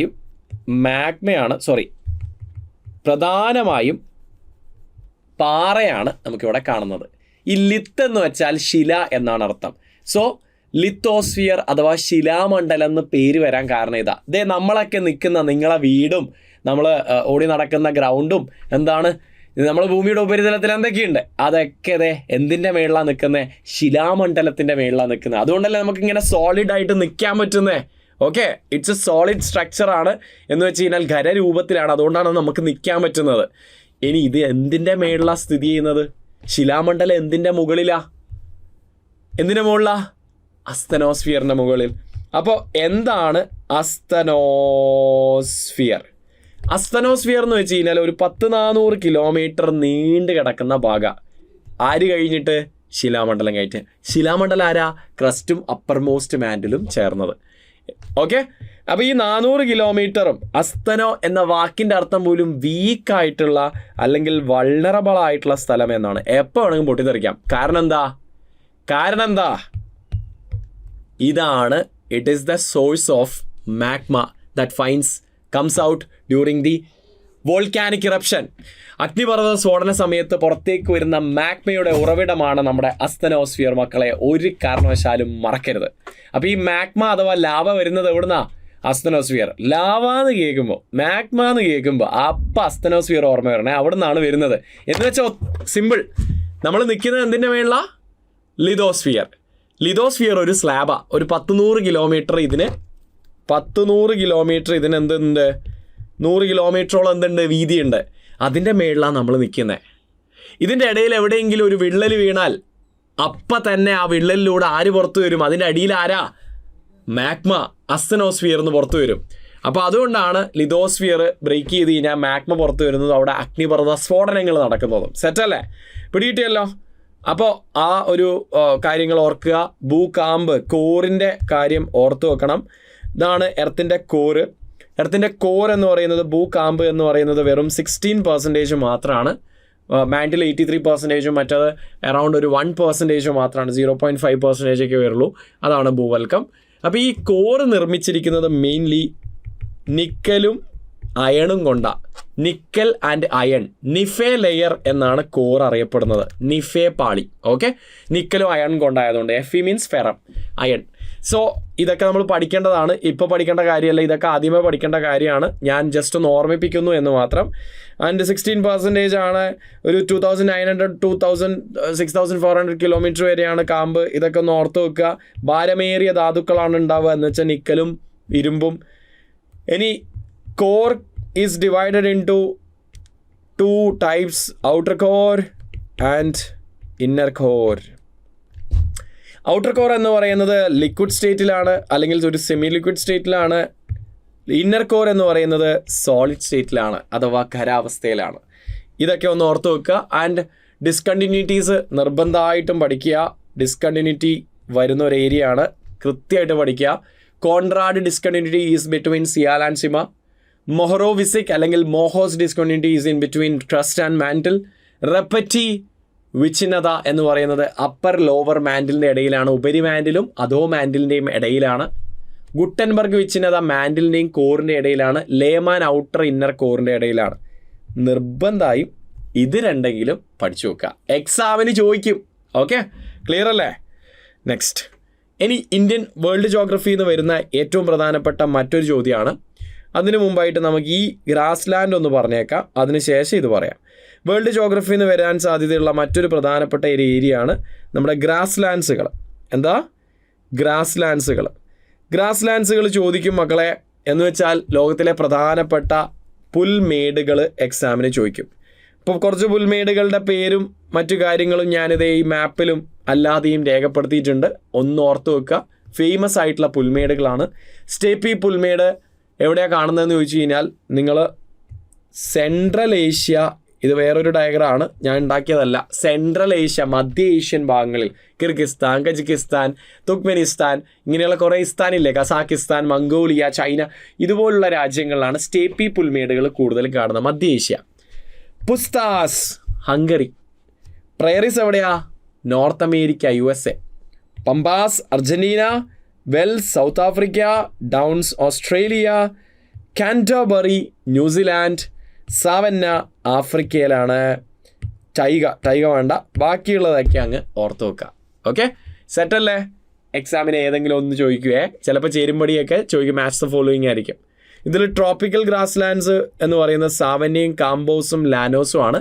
എക്സ്ട്രാ നമ്മൾ 2 കാര്യങ്ങൾ കൂടി പഠിക്കുകയാണ്. ബ്രസീലിലുള്ള ട്രോപ്പിക്കൽ ഗ്രാസ് ലാൻഡ് ഉഷ്ണമേഖലാ പുൽമേടുകളാണ് കാമ്പോസ്. ഈ ആംബോസ്, ലാനോസ്, പമ്പാസ് എന്നൊക്കെ പറയുന്നതൊക്കെ സൗത്ത് അമേരിക്കയിലാണ്. വെനസ്വേലയിലുള്ള ട്രോപ്പിക്കൽ ഗ്രാസ് ലാൻഡിനെ നമ്മൾ ലാനോസ് എന്നാണ് വിളിക്കുക. ലാനോസ്. ബ്രസീലിലുള്ളത് കാംബോസ്. സെറ്റല്ലേ? ബാക്കിയൊക്കെ ടെമ്പറേറ്റ് ഗ്രാസ് ലാൻഡ്സ് ആണ്. North America prairies, Africa velds, Asia steppe, Australia downs and അർജന്റീനയിൽ പമ്പാസ്. ഇതൊന്നും ഓർത്ത് വെക്കുന്നത് നല്ലതാണ്, എക്സാമിന് ചോദിക്കാൻ സാധ്യതയുണ്ട്. സെൻട്രൽ ഏഷ്യയിൽ സ്റ്റേപ്പി, ആഫ്രിക്കയിലെ സവന്ന, സൗത്ത് ആഫ്രിക്കയിലെ വെൽഡ്, അർജന്റീനയിലെ പമ്പാസ്, നോർത്ത് അമേരിക്കയിലെ പ്രയറീസ്. ഓക്കെ, ആൻഡ് ഡൗൺസ്, ഓസ്ട്രേലിയയിലെ ഡൗൺസ്. ന്യൂസിലാൻഡിൽ കാൻറ്റർബറി. ഓക്കെ, സെറ്റല്ലേ? ഹംഗറിയിൽ എന്താ വിളിക്കുക? ഹംഗറിയിൽ പുസ്താസ്. പുസ്താസ്. അപ്പോൾ ഈ പേരുകളൊന്നും ഓർത്ത് വെക്കുന്നത് നല്ലതാണ്. ഇനി നിങ്ങൾ കുറച്ച് കാര്യങ്ങൾ എന്തായാലും നമുക്ക് അത്രയും സമയം പറയാനില്ല. ഏറ്റവും പ്രധാനപ്പെട്ട കുറച്ച് ഏരിയാസ് നിങ്ങളോട് നോക്കാൻ വേണ്ടി ഞാൻ റിക്വസ്റ്റ് ചെയ്യുകയാണ്. നിർബന്ധമായും നോക്കേണ്ട ചില ഭാഗങ്ങൾ. ഒന്ന്, ലോക്കൽ വിൻസ്, പ്രാദേശികവാദങ്ങൾ. അതായത് ഞാൻ മാർക്ക് ചെയ്യുന്ന സാധനം ഒന്ന് പഠിച്ചു വെക്കുക. ചിനൂക്ക്, അതുപോലെ മിസ്ട്രാല്, അതുപോലെ ഫോന്, സിറോക്കോ, ഹർമറ്റാൻ, ഈ പറഞ്ഞ ലോക്കൽ വിൻസുകളൊന്നും ഓർത്ത് വെക്കുക. ഇപ്പം ചിനൂക്ക് എന്ന് പറയുന്നത് നോർത്ത് അമേരിക്കയിലാണ്. റോക്കീസ് പർവ്വതത്തിൻ്റെ താഴ്വരകളിലാണ് ഇത് വീശുക. റോക്കീസ് പർവ്വതത്തിൻ്റെ താഴ്വരകളിലാണിത് വീശുന്നത്. യെസ്, അപ്പോൾ ചിനൂക്ക് വിൻ്റർ സീസണിൽ വീശുന്ന ഒരു വാം വിൻഡാണ്. അതുകൊണ്ട് തന്നെ മഞ്ഞു തീനി അഥവാ സ്നോ ഈറ്റർ എന്നൊക്കെ വിളിക്കുന്നുണ്ട്. ദ സെയിം വേ ഫോനും ചിനൂക്കും രണ്ടും ഏകദേശം ഒരുപോലെയാണ്, ഒരേ ക്യാരക്ടറാണ്. വിൻ്റർ സീസണിലാണ് വാം വിൻഡാണ് എന്ന് വെച്ചാൽ ശൈത്യകാലത്തെ ഉഷ്ണക്കാറ്റാണ് എന്ന് വെച്ചാൽ തണുപ്പ് അല്പം കുറക്കില്ലേ, തണുപ്പ് കുറക്കില്ലേ എന്ന് വെച്ച് കഴിഞ്ഞാൽ വാമായിട്ടുള്ള ഒരു ഫീലിംഗ് വരില്ലേ, പുതപ്പ് പോലെ അല്ലെങ്കിൽ മഞ്ഞിനെയൊക്കെ ഉരുക്കില്ലേ. അതുകൊണ്ടാണ് ഇതിനെ സ്നോ ഈറ്റർ, മഞ്ഞുതീനി എന്ന് വിളിക്കുന്നത്. മിസ്ട്രാൽ ഒരു നെഗറ്റീവ് വിൻഡാണ് എന്ന് വെച്ച് കഴിഞ്ഞാൽ ഒരു ഹാംഫുൾ വിൻഡാണ്. വിൻ്റർ സീസണിലെ കോൾഡ് വിൻഡാണ് എന്ന് വെച്ചാൽ എരുതിയിൽ എണ്ണ വയ്ക്കുക എന്ന് വെച്ച് കഴിഞ്ഞാൽ തണുപ്പിനെ വീണ്ടും കൂട്ടുന്ന ഒരാളാണ് മിസ്ട്രാൽ. അതേസമയം സിറോക്കോ എന്ന് പറയുന്നത് സിറോക്കോവുമായി ബന്ധപ്പെട്ടിട്ട് ബ്ലഡ് റെയിന് സഹാറ എന്നാണ് ഇത് ആരംഭിക്കുന്നത്. ഇങ്ങനെയുള്ള കാര്യങ്ങളൊക്കെ ഓർത്ത് വെക്കുക. ബ്ലഡ് റെയിന് മറന്നു പോരുത്. ഹർമറ്റൻ എന്ന് പറയുന്നത് ഡോക്ടർ വിൻഡ് എന്നറിയപ്പെടുന്ന വിൻഡാണ്. ഹർമറ്റൻ ആഫ്രിക്കയുടെ വെസ്റ്റേൺ പാർട്ടിലാണ് വീശുന്നത്. ഡോക്ടർ വിൻഡ് എന്ന് വിളിക്കാൻ കാരണം ഈ കാറ്റ് വീശിക്കഴിഞ്ഞാൽ അവിടുത്തെ കൊതുകുകളൊക്കെ, ഷഡ്പഥങ്ങളൊക്കെ എന്ന് വെച്ചാൽ ഇൻസെക്ട്സുകൾ പലതും ചത്തുപോകും. എന്ന് വെച്ചാൽ മലേറിയ, ചിക്കുൻകുനിയ പോലുള്ള അസുഖങ്ങൾ കുറയും അവിടെയുള്ള കുട്ടികൾക്ക്, അവിടെയുള്ള ആൾക്കാർക്ക്. അതുകൊണ്ടാണ് ഇതിനെ ഡോക്ടർ വിൻഡ് എന്ന് വിളിക്കുന്നത്. അപ്പോൾ ഹർമറ്റൻ ഒന്ന് നോക്കുക. സിറോക്കോ, മിസ്ട്രാൽ, ഫോൻ, ചിനൂക്ക് ഇതൊക്കെ നോക്കുന്നത് നല്ലതായിരിക്കും. എക്സാമിന് ചോദിക്കാൻ സാധ്യതയുണ്ട്. ആൻഡ് ഒബ്വിയസ്ലി നമ്മുടെ ocean currents, warm cold ocean currents, ഉഷ്ണ ജലപ്രവാഹങ്ങളും ശീതജല പ്രവാഹങ്ങളും ഒന്ന് നോക്കുക. എക്സാമിന് നിർബന്ധമായും പഠിച്ചിരിക്കേണ്ട ഒരു ഏരിയ ആണ്, ഇതും നോക്കുക. ഇനി കേരള ജോഗ്രഫിയിൽ നിന്ന് ക്വസ്റ്റ്യൻസ് തീർച്ചയായും വരും. Compared to world geography and Indian geography പൊതുവെ കഴിഞ്ഞ കുറച്ച് വർഷങ്ങളായിട്ട് നോക്കുകയാണെങ്കിൽ കുറവാണ്. എന്നാലും വരാൻ സാധ്യതയുണ്ട്, ഇല്ല എന്നല്ല. തീർച്ചയായും പഠിക്കുക. മലനാട്, ഇടനാട്, തീരപ്രദേശവുമായി ബന്ധപ്പെട്ടിട്ടുള്ള എല്ലാ കാര്യങ്ങളും നല്ല രീതിയിലൊന്ന് പഠിച്ചിട്ട് പോവുക. അവിടെ നിന്നായിരിക്കും കൂടുതലും ക്വസ്റ്റ്യൻ വരാൻ സാധ്യത. ഓക്കെ, അതുപോലെ കേരളത്തിലെ വന്യജീവി സങ്കേതങ്ങൾ, ദേശീയോദ്യാനങ്ങൾ, മറ്റു കാര്യങ്ങൾ, കടുവാ സങ്കേതങ്ങളൊക്കെ ആകെ ഒരു 5, 6, 2, കടുവാ സങ്കേതം 2, ദേശീയോദ്യാനം 6ആണ്. PSCയുടെ ആൻസർ അനുസരിച്ച് 5. ബയോസ്ഫിയർ 2 നീലഗിരിയും അഗസ്ത്യമലയും. അതും ഒന്ന് പഠിച്ചു പോകുന്നത് നല്ലതായിരിക്കും. 18 വന്യജീവി സങ്കേതമുണ്ട്. ഇതിൻ്റെ പേരും പക്ഷി സങ്കേതങ്ങളുടെ പേരും ഒക്കെ ഒന്ന് ഓർത്ത് വെക്കുക. കഴിഞ്ഞു. ഇതാണ് ജോഗ്രഫിയിൽ നിന്ന് വരുന്ന ഏരിയാസ്. എല്ലാം ഞാനൊന്ന് മാക്സിമം പറഞ്ഞു തരിക എന്നുള്ളതായിരുന്നു.